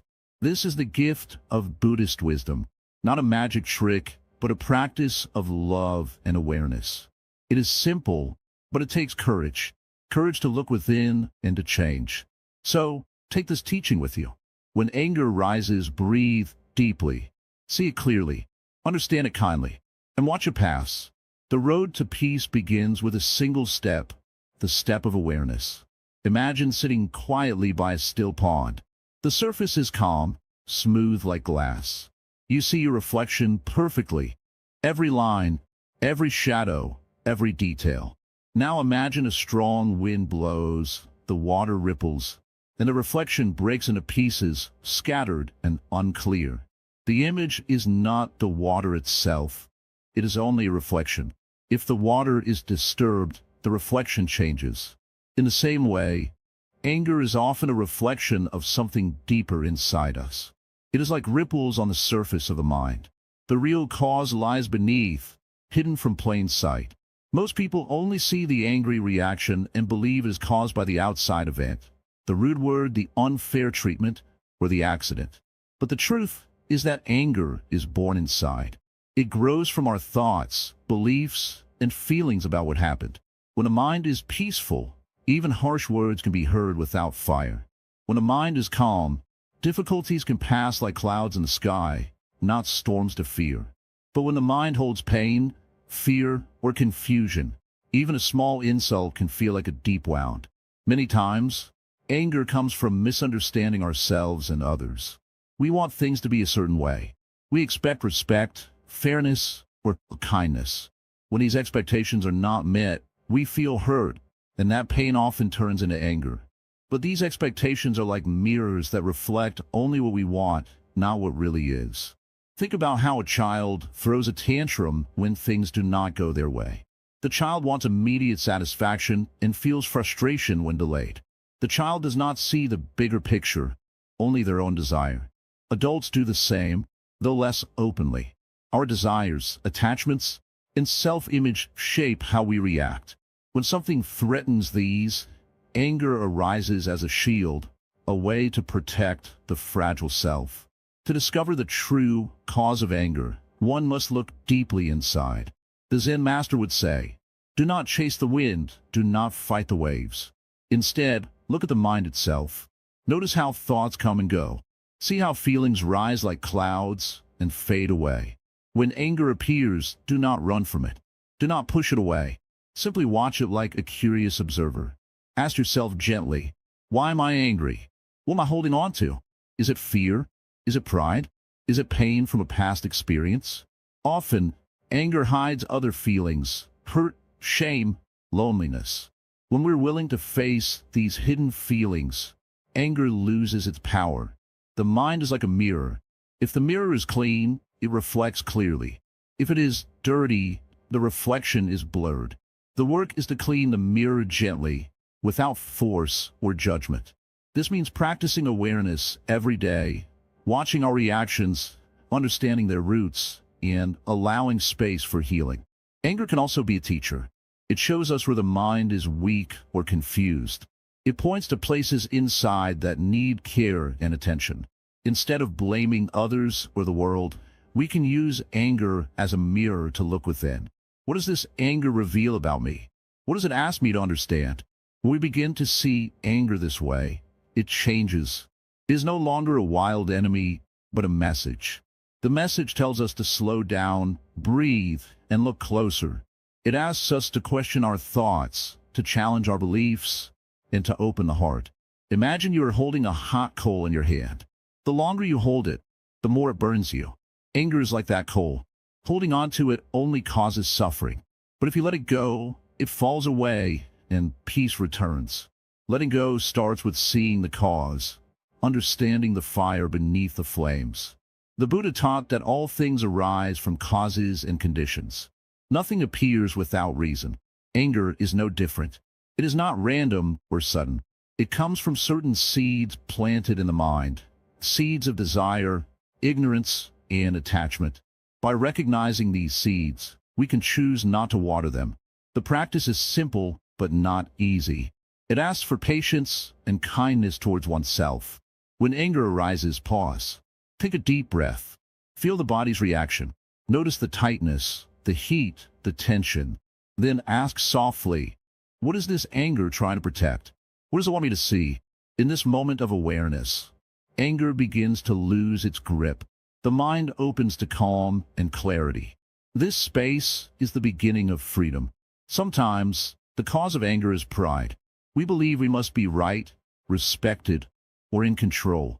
When this is challenged, anger bursts out like a storm. But pride is fragile. It depends on others' approval. When we see pride clearly, it becomes easier to soften and let go. Sometimes, anger hides fear. Fear of loss, failure, or rejection. When fear is seen, it can be comforted. The mind no longer needs anger as armor. Sometimes, anger is pain from the past, buried deep inside. This pain wants to be felt and healed. By facing it, the mind can release the weight it carries. A peaceful mind is not one without feelings. It is a mind that sees clearly, accepts fully, and responds wisely. Like water flowing around rocks, it moves smoothly without fighting. The journey to understand anger is the journey to understand oneself. It requires honesty and courage, but the reward is great: freedom from suffering and a heart filled with peace. Remember, the mirror of the mind shows not only anger but also love, kindness, and joy. When we clear the mirror, these qualities shine more brightly. In every moment, we have a choice: to be controlled by anger or to observe it and let it go. With practice, the mind learns to stay calm even in the storm. The true cause of anger is always within. When we discover it, anger loses its power. The fire cools, and the mind returns to stillness. Breaking the cycle, karma, reaction, and the seeds of peace. In the quiet of the morning, a disciple once asked the master, "Why do I keep getting angry, even when I know it hurts me more than anyone else?" The master looked calmly at the disciple and said, "Because anger is a seed that grows in the soil of reaction. To break the cycle, you must understand the root of that seed.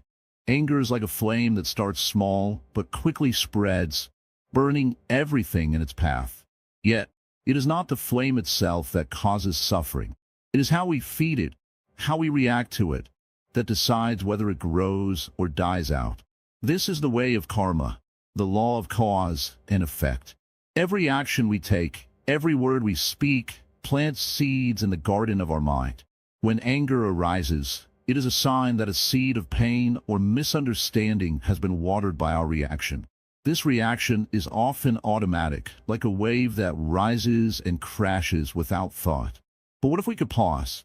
What if instead of feeding anger with more anger, we could see it as it truly is, a passing cloud in the sky of our mind?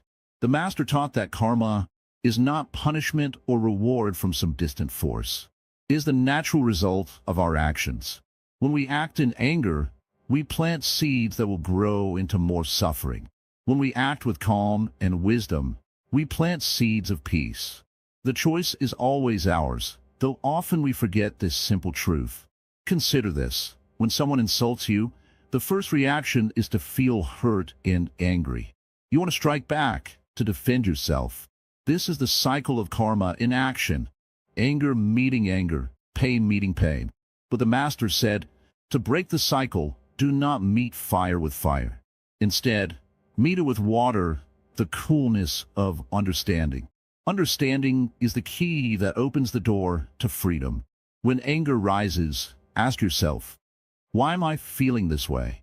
What is the root of this anger? Is it fear? Is it pride? Is it a wound from the past? When you see the cause clearly, you begin to dissolve the effect. The Master often said, anger is the child of ignorance. We do not see things as they truly are, so we react with fear and anger.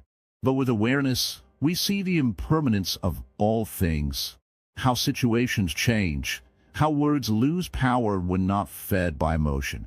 There's a story of a man who found a thorn stuck in his foot. At first, he was angry and blamed the world for his pain. But then he realized the thorn was small and removable. With calm and patience, he took it out, and the pain disappeared. Anger is like that thorn. When we cling to it, it hurts. When we let go, peace returns. In daily life, the cycle continues. Someone's harsh word can trigger anger, leading to a harsh response. But the Master's teaching is to see the moment between stimulus and reaction, the space where choice lives. This space is the seedbed of peace. Practicing this is not easy. The mind is trained to react quickly. But with mindfulness, we slow down. We watch the breath, watch the rising anger, and choose a different path. This path is the middle way between blind anger and cold silence. Breaking the cycle means planting new seeds. Seeds of patience, kindness, and forgiveness. When you respond with kindness, you water peace in yourself and others. When you forgive, you free your heart from chains of resentment. Karma teaches us that nothing is fixed. Every moment is a chance to begin again. Yesterday's anger does not have to dictate today's peace. Each act of calmness is a new seed of happiness. The Master said, if you throw stones at the sky, you cannot break the clouds. But if you water the earth, the flowers will bloom. In the same way, if you throw anger into your life, suffering grows. But if you water your mind with understanding, peace blooms naturally. This teaching is not just for big moments. It is for every small moment, the moment a child cries, the moment a coworker is rude, the moment you feel stress. These are chances to practice breaking the cycle. Remember, the cycle is old, but not unbreakable. With each breath, with each calm response, you weaken the old patterns and plant new ones. This is the art of living wisely. The seed of anger may still appear, but you do not have to feed it. You can watch it rise and fall like waves in the ocean. This ocean is your mind, vast, deep, and always changing. When you learn to break the cycle of anger and reaction, you open the door to a new way of being. You become a garden where peace grows naturally, and others feel the warmth of your calm. This is the path the Buddha walked, and the path you can walk too. It starts with understanding karma, not as fate, but as the power of your choices. It starts with seeing the cycle clearly and choosing peace in every moment. In this choice lies freedom. Freedom from the fires of anger. Freedom to live with a heart open and calm, no matter what the world brings. The mind is like a wild horse. When anger rises, it is as if the horse suddenly runs away, wild and uncontrolled. The Zen path teaches us something simple but powerful. Before the horse runs free, we must learn to gently hold the reins. This is the power of mindfulness. Mindfulness means paying close attention to what is happening inside us, our thoughts, feelings, and sensations, without pushing them away or holding on too tightly. When anger begins to form, mindfulness helps us see it clearly, like watching a cloud in the sky. It is there, but it will pass. Most people do not notice anger until it is full-blown. The fire has already started to burn. But with mindfulness, we learn to notice the very first sparks, the subtle heat before the flames grow tall. This early awareness is the first line of defense against anger. Imagine a pot of water on the stove. If you watch it carefully, you see the tiny bubbles before the water boils over. Mindfulness is like watching the pot. When the first bubbles appear, you can turn down the heat.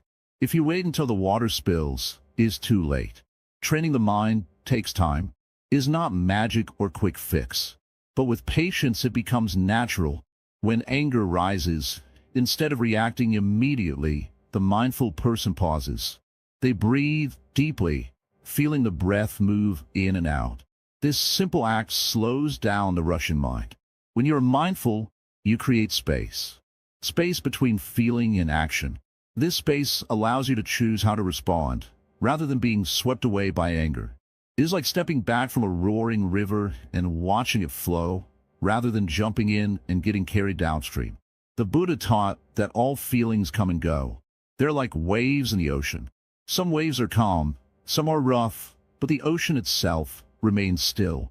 Mindfulness helps us remember that feelings, even anger, do not define us. They are temporary visitors. When anger comes, mindfulness asks, "What am I feeling right now? Where do I feel this anger in my body? Is my chest tight? Is my jaw clenched?" By paying attention to the body, we connect with the present moment. This connection breaks the cycle of angry thoughts. Anger often grows when we tell ourselves stories. "They hurt me on purpose. This is unfair. I can't stand this." Mindfulness shows us these stories as just thoughts, not facts. We learn to watch these thoughts float by, like leaves on a stream. Many people confuse mindfulness with suppressing anger.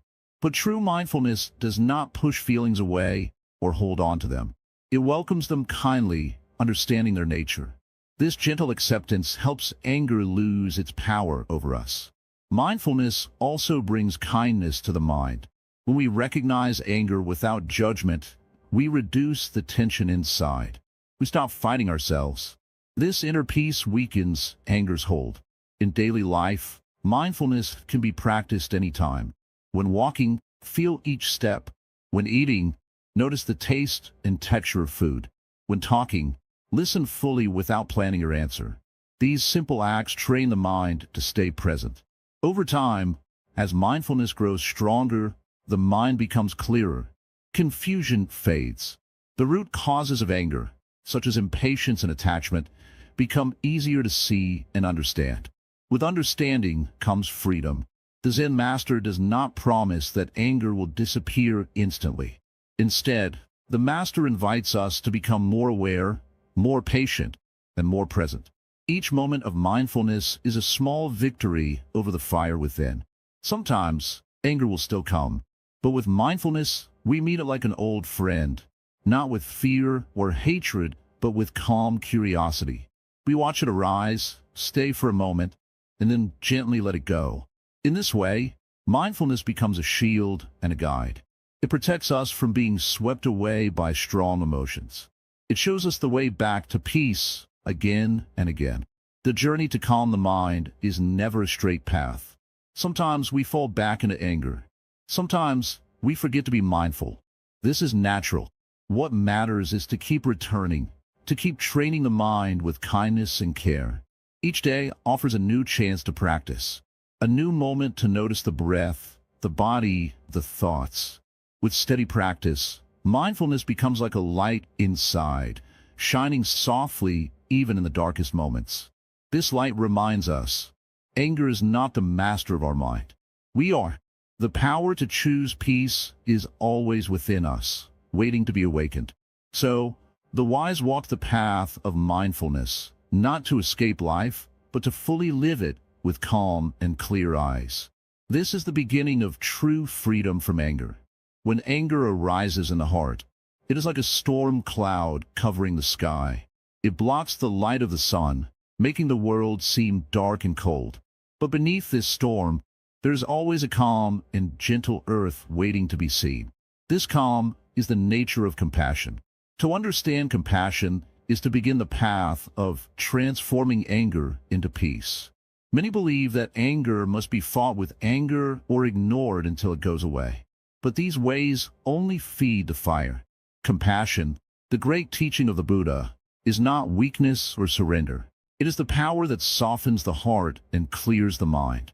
It opens a door where once there was only a wall. When you feel the heat of anger rising, try to look deeper. What is the anger trying to tell you? Often, anger hides pain, fear, or disappointment. Beneath the fire lies a tender place in your heart, calling quietly for kindness. If you listen carefully, compassion will grow there. Compassion is like water that gently cools the fire.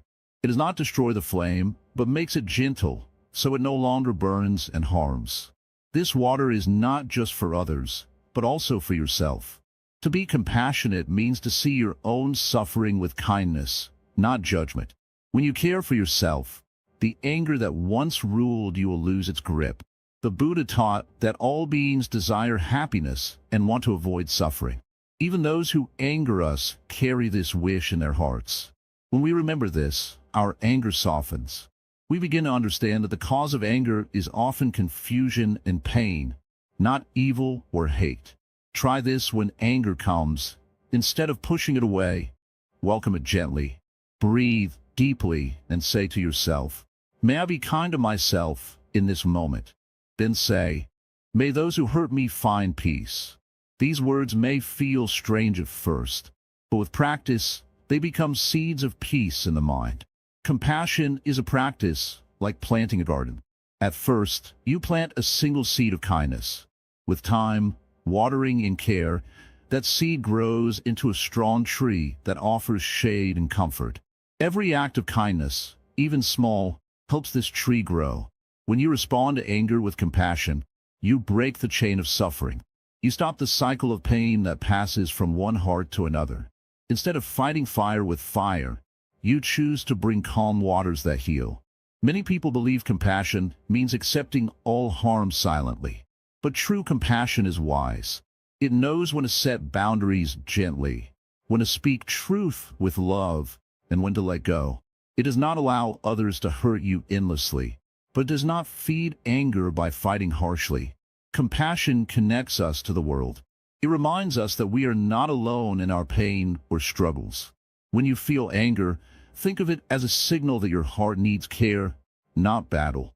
Through compassion, your heart opens wider and peace grows inside. The great Zen masters often say, when you meet anger, meet it with love. This does not mean weakness, but great strength. It takes courage to face anger calmly and transform it. Yet this is the way to freedom from suffering. Remember, compassion begins in the present moment. You don't have to wait until anger disappears to be kind. Even when the fire burns fiercely, you can bring water to soothe it. Each breath can be a moment of care, a chance to choose peace. If you look deeply, you will see that anger and compassion are not enemies, but partners. Anger shows where the wounds are, and compassion brings healing. Together, they teach you about yourself and the world. In daily life, practice compassion simply. When someone's words sting, try to feel their pain rather than their insult. When your own mind is harsh, speak softly to yourself. Compassion is a bridge that connects suffering to healing. The path of compassion is not always easy. Sometimes anger feels strong and right. But remember, the storm passes, and the calm always returns. Each time you choose compassion, the calm grows stronger.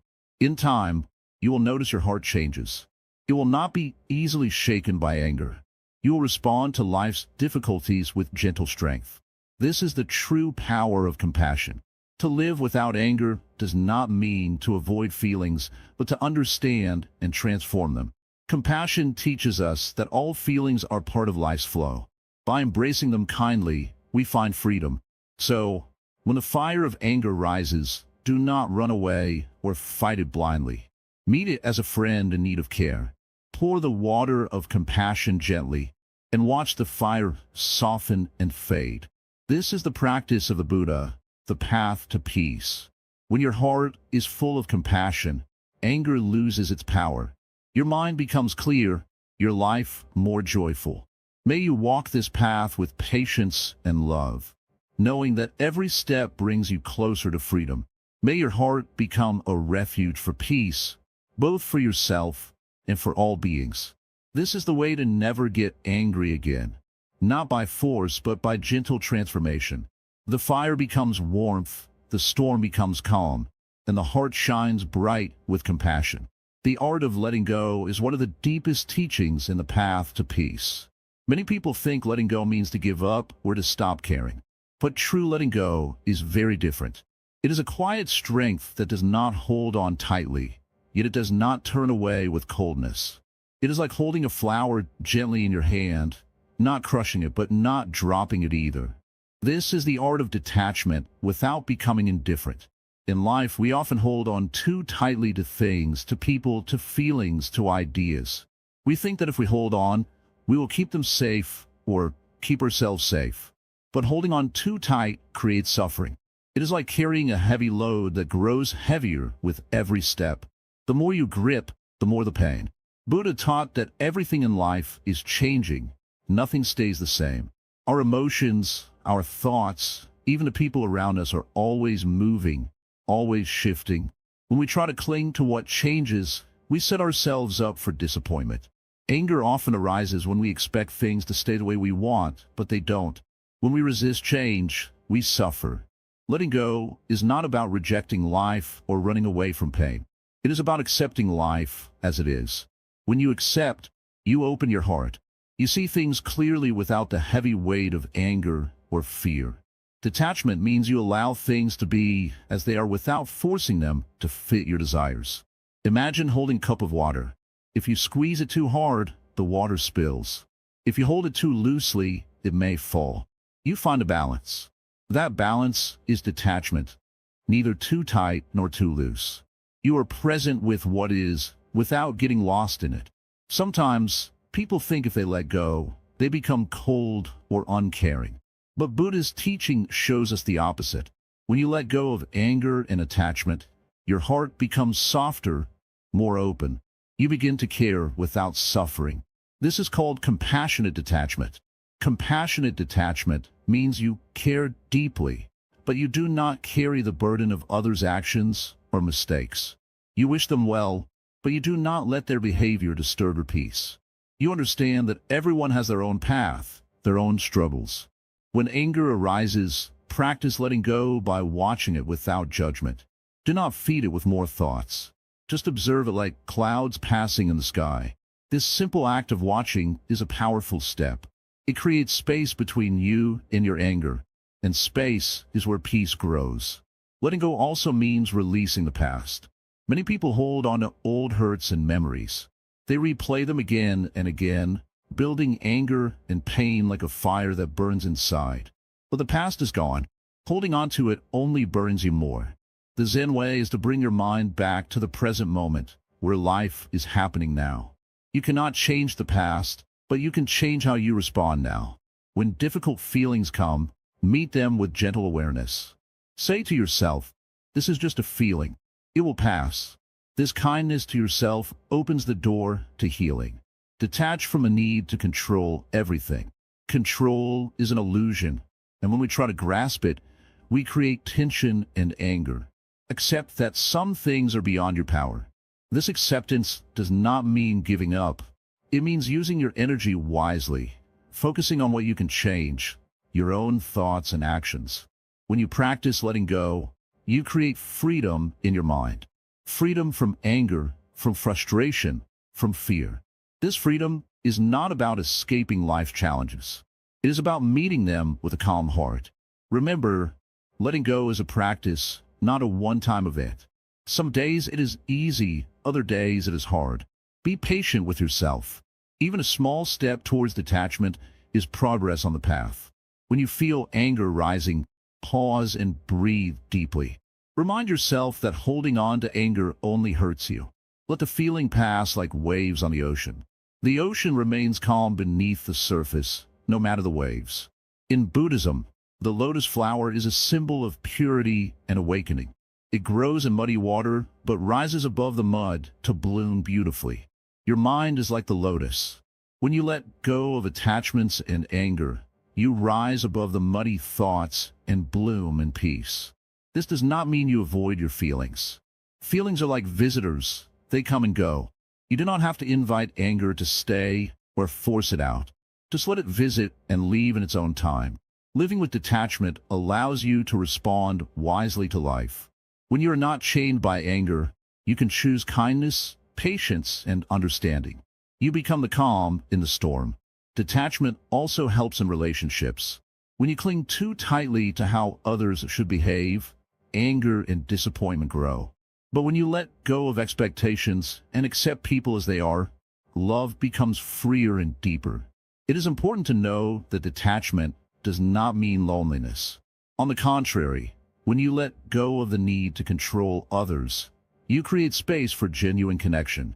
Your heart is free to love without fear. As you practice, you will notice that your mind becomes lighter. The heavy burden of anger and frustration fades. You find joy in simple things, the breeze, a smile, a quiet moment. Letting go is not weakness. It is strength born from wisdom and compassion. It is the way to end the battle inside your mind. The journey to mastering this art begins with awareness. Notice when you hold on too tightly. Notice the tension in your body, the quickening of your breath. Then gently remind yourself to release. When you practice detachment, you do not turn your back on life. You meet it fully with an open heart and a calm mind. You accept change, uncertainty, and even loss, knowing they are part of the path. This acceptance brings peace, not the peace of ignoring problems, but the peace of facing them without being overwhelmed. Every moment is a chance to practice letting go. When anger arises, breathe, observe, and release. Each small moment of letting go adds up, like drops filling a vast ocean of peace. In this way, your life becomes a dance with change, not a struggle against it. Your mind, once clouded by anger, begins to shine with clarity. You begin to see yourself and others more clearly, with kindness instead of judgment. Detachment opens the door to true freedom. Freedom from the chains of anger, from the suffering of holding on to what cannot stay.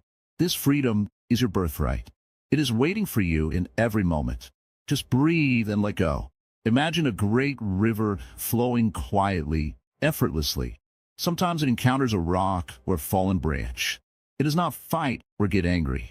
It simply flows around the obstacle, patient and calm.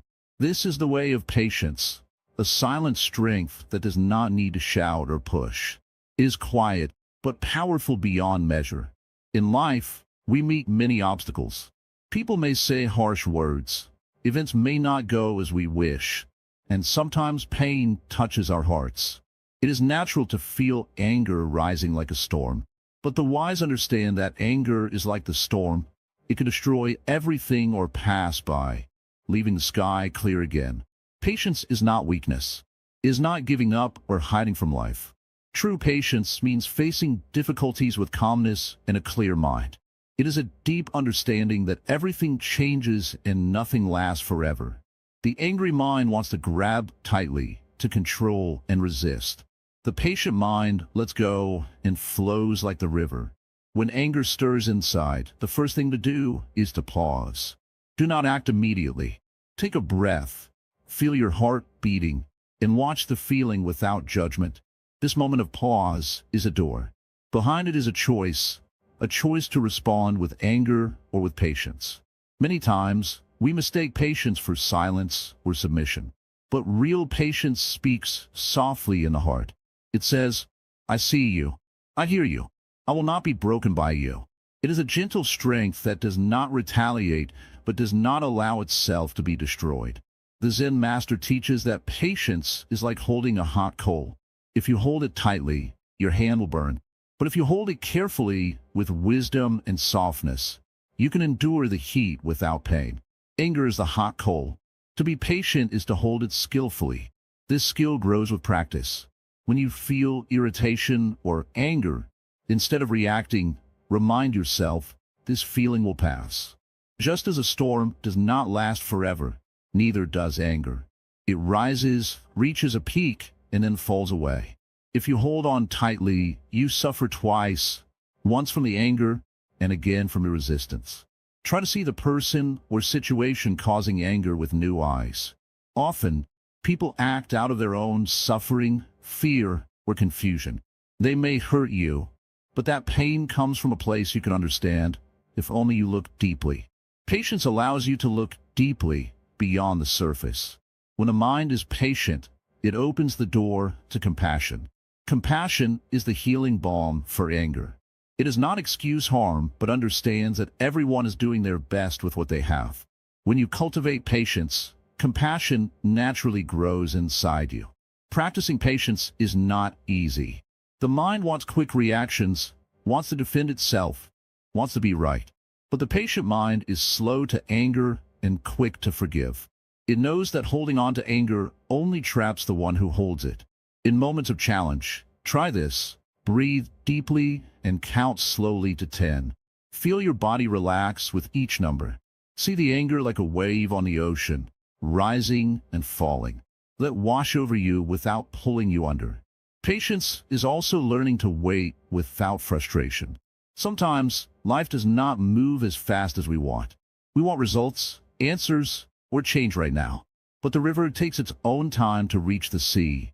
Patience teaches us to trust the flow of life, even when it feels slow or uncertain. This trust brings peace. When you trust that things will unfold as they should, anger loses its grip. The mind no longer fights against what is. Instead, it moves with the rhythm of the universe. In daily life, practice patience with small things first.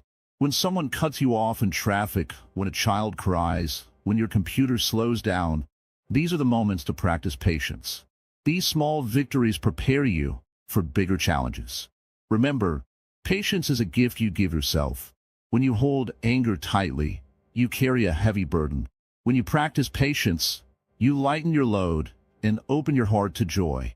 The Zen path is the path of patience and presence. It asks you to be fully here, now, without rushing or resisting. Anger pulls you into the past or future, thinking of what should have been or what might be. Patience brings you back to this moment, where peace is possible. When patience lives in your heart, you become like the great river, calm, strong, and unshaken by storms. Others will notice your calmness. It will inspire peace around you, like ripples spreading on water. So, when anger rises, greet it like a visitor. Watch it come, watch it go. Do not invite it to stay. Hold your heart with patience and wisdom. This is the true way to never get angry again. Guarding the gates, speech, thought, and the path to harmony. Come, sit with me for a while. Breathe gently. Let your shoulders relax. Let the noise of the world fall away for a few minutes. There is something very important we must speak about today. It is about the gates we often forget to guard, our thoughts and our words. When anger visits us, it rarely knocks at the front door. It slips quietly into our mind, and it steals our voice. And before we realize it, we have spoken words we cannot take back. In Buddhism, there's a teaching so simple, yet so powerful. It says, guard your thoughts, for they become words.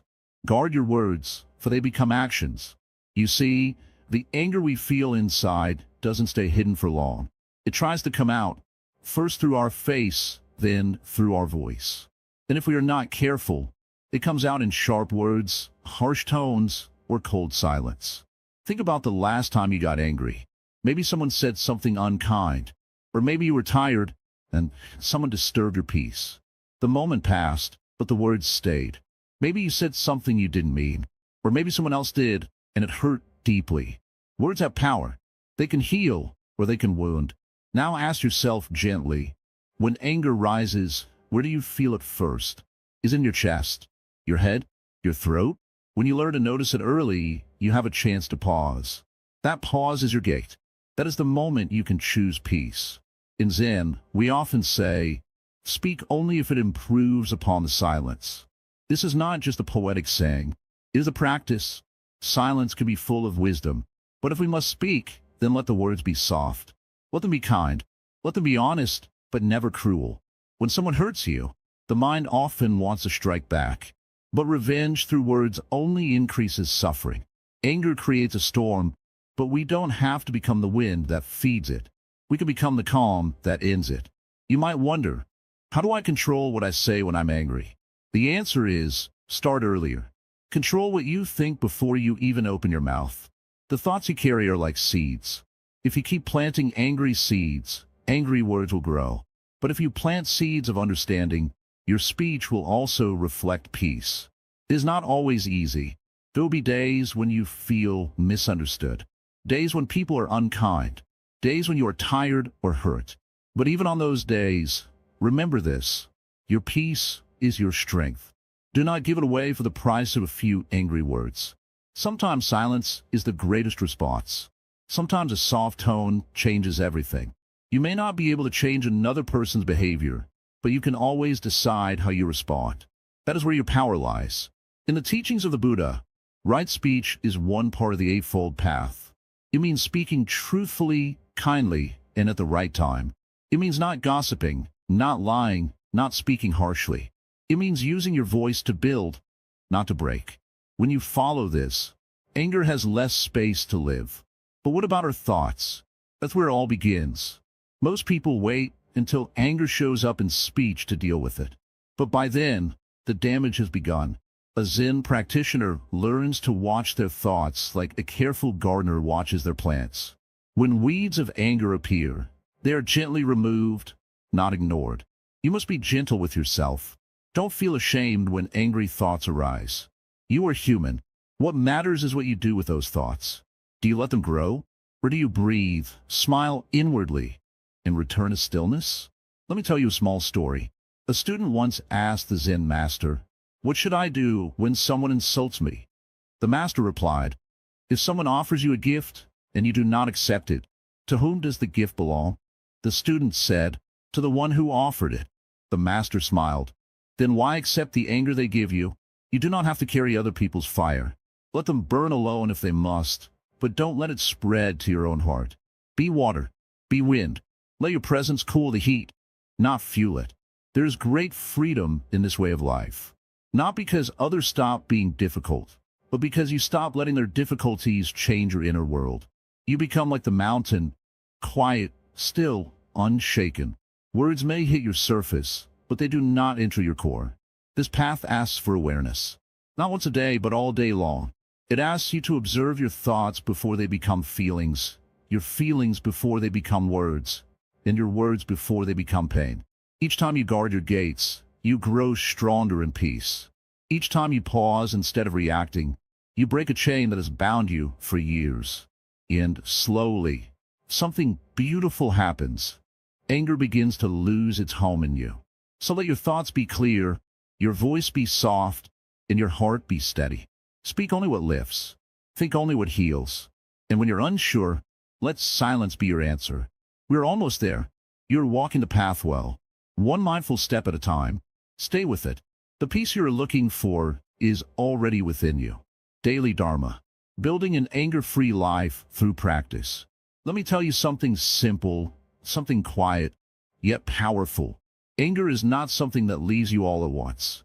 It is not like tossing away a rock or switching off a light. It doesn't disappear because you wish it would. It fades because you practice. Every single day. You see, many people wait for a big moment of transformation. They think, one day I'll stop getting angry. One day I'll be calm. But life doesn't change in one day. It changes little by little. Just as a tree grows without rushing, so does the peaceful heart grow with patience. In your daily life, you will find many chances to be angry. Someone might speak with a harsh tone, a delay in traffic, might test your patience. A loved one might forget something important. All of these are tests, not from the outside, but from within you. They are not there to break you. They are there to teach you. You must understand, anger is not in the situation. Anger is in the response. And your response is shaped by your habits. So to change the anger, you must change the habits. This is where daily Dharma practice becomes your most loyal companion. Dharma is not only found in temples. It is not locked away in books. It is in how you wake up. It is in how you speak. It is in how you breathe when something frustrates you. If you truly want to never get angry again, start noticing these little things. When you open your eyes in the morning, take one deep breath. Just one. Feel that breath. Tell yourself gently, I will walk with calm today. This small intention, said sincerely, can shift your whole day. You are planting a seed in your heart. Before you speak to someone, pause. Even if it's only for a second. That small pause is powerful. In that space, you remember kindness. You remember that this person, like you, wants peace, not pain. Speaking from this awareness changes the world around you. Anger loves to rise when the mind is scattered. So bring the mind home. When you eat, eat. Taste the food. Don't argue with your thoughts at the same time. When you walk, walk. Feel the ground beneath your feet. When you work, work with full attention. In this way, you give no space for anger to sneak in. Some people ask me, Master, what if I fail? What if I get angry again? And I smile. Because you will. You are human, and failure is not the end. The real question is, what do you do after you fall? Do you blame? Do you hate yourself? Or do you breathe again and begin again? That is the practice. To begin again and again and again. Each time softer. Each time wiser. You do not need to be perfect to be peaceful. You only need to be present. Remember this. The angry mind lives in the past or the future. What someone said yesterday or what might happen tomorrow. But the peaceful mind lives now. Right now. In this breath.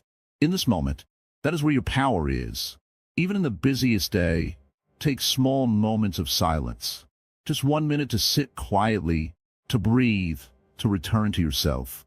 These are not wasted minutes. These are your roots. Without them, the tree of your life cannot stand strong when the winds come. And remember, Buddha himself was once just like you.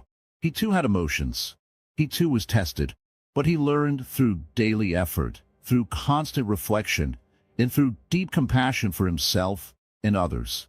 You're not so different from him. When you wash your hands, imagine washing away your irritation. When you clean your home, imagine clearing the dust from your heart. When you listen to someone, truly listen, not just to the words, but to the feeling behind them. This is Dharma. This is how anger begins to disappear. Not through force, but through care. If you stay with the practice, one day you will look back and realize something beautiful. You will see that the anger that once ruled your days has become quiet. You will see that the person who once reacted has now learned to reflect. And that, my dear one, is no small victory. Do not rush this. Just like water smooths stone over time, your daily practice will shape you. Slowly, gently, deeply. And if ever you feel lost, come back to your breath. That is always the first step. The breath is not just air, it is awareness. It is life itself. It is your constant guide through the storm. So walk slowly, breathe deeply, speak kindly, forgive quickly, and never forget, each small effort you make brings you closer to the life where anger no longer has a home. This is your path. This is your practice. This is your daily Dharma. Beyond ego, the ultimate liberation from emotional chains. When we talk about anger, we often forget the root of it all, the ego. The ego is that small voice inside that tells us we are separate, special, and must defend ourselves at all costs. It creates the walls between me and you, mine and yours, and feeds the fire of anger. Imagine the ego as a heavy chain that binds us. This chain is invisible, yet strong. It pulls us back into anger, fear, jealousy, and pride. The more we feed the ego, the heavier the chain becomes, and the harder it is to breathe freely. We feel trapped, but the prison is of our own making. The great teaching of Buddhism is this. the ego is not who we truly are. It is a story we tell ourselves. When we understand this, the chains begin to loosen. We start to see ourselves not as isolated individuals, but as part of a larger whole. This insight is the key to ending anger forever. Think about a moment when you felt deep anger. What was really happening? Often it was the ego feeling threatened. I am wronged, I am hurt, I am disrespected. The ego demands attention, and when it does not get what it wants, it screams in anger. But what if the ego's voice is only an illusion? When a Zen master sees anger, he sees the ego at work, but he does not fight the ego with more force. Instead, he watches it like a gentle gardener watches a wild vine. He understands that anger is a visitor, not a permanent resident. To move beyond ego, we must practice seeing through its tricks. We must ask ourselves, is this anger really mine? Or is it just a passing cloud in the sky of my mind? When we stop identifying with anger, it loses its power. We no longer react, we respond. This is the ultimate liberation, freedom from the chains of ego that bind us to anger and suffering. It is not easy at first. The ego fights hard to stay alive because it believes it protects us. But with patient practice, we learn to quiet the ego's voice and listen to the deeper truth. In the quietness beyond ego, there is peace. This peace is not dependent on others or on circumstances. It is not shaken by insult or injury because it does not see me and other as separate. It sees all as one. The ego thrives on separation and conflict. It creates enemies where there are none and builds walls where bridges could stand. But the true self, the Buddha nature within, knows no enemy. It knows only compassion and understanding. When anger arises, the Zen master reminds himself, this is not me. This is the ego speaking. I am more than this. This simple reminder shifts the mind from reaction to awareness. It opens the door to calmness. Freedom from ego means freedom from anger. It means living in a world but not being of the world. It means acting with kindness even when provoked. It means choosing peace even when chaos surrounds. This is not a denial of feelings or a cold suppression of anger. It is a deep acceptance of what arises, without letting the ego turn it into a storm. It is watching the waves without drowning in them. As the ego loosens its grip, something beautiful happens. We see ourselves and others clearly. We forgive more easily because we understand that everyone struggles with their own chains. We respond with love because we recognize the shared suffering in all beings. The path beyond ego is the path of awakening. It is the path Buddha walked when he sat under the Bodhi tree.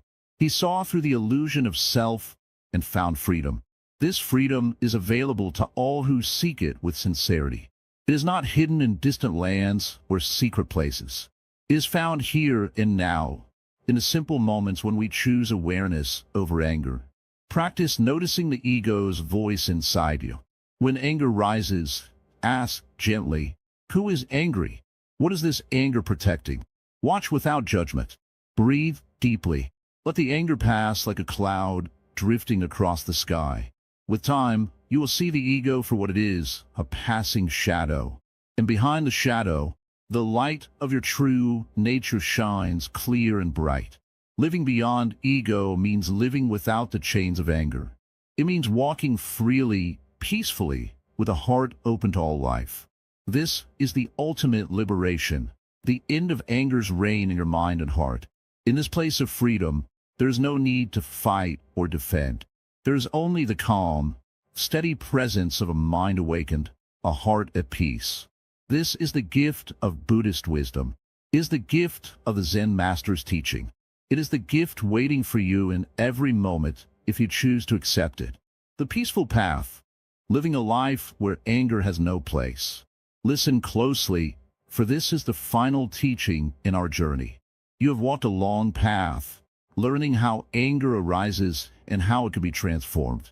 Now, it is time to understand what it means to live beyond anger, a life where anger simply does not have a place.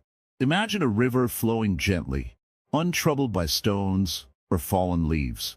It moves with ease, reflecting the sky clearly. This river is like the mind of one who has truly mastered anger. Calm, steady, and peaceful, it accepts what comes without disturbance. This is not a distant dream, but a state you can live every day.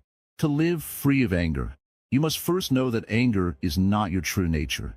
It is like a passing cloud, a wave on the surface of the ocean, but does not touch the depths of who you are.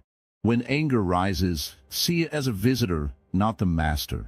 Greet it with kindness and let it pass. Throughout this journey, you have learned to watch your mind. This watching is the beginning of freedom. When you pause before reacting, when you breathe instead of exploding, you are choosing peace. This moment of choice is your power. It is where anger loses its grip. Living without anger does not mean you never feel upset or disappointed. It means you understand these feelings and do not let them control your actions. You learn to respond with wisdom, not with rage. You learn patience, understanding, and forgiveness, not because others deserve it, but because you deserve peace. In the teachings of the Buddha, the mind is like a garden. If you plant seeds of anger and hatred, the garden will be full of weeds. But if you plant seeds of compassion and patience, the garden will bloom with flowers. You have the gardener's hands. Tend your mind carefully. Remember the power of compassion. When someone harms you, it is not a call to anger, but a chance to practice kindness. Every angry moment turned into compassion is a step closer to peace. It is not easy, but every step counts. Do not rush the journey. Sometimes the mind returns to anger, like a wave returning to the shore.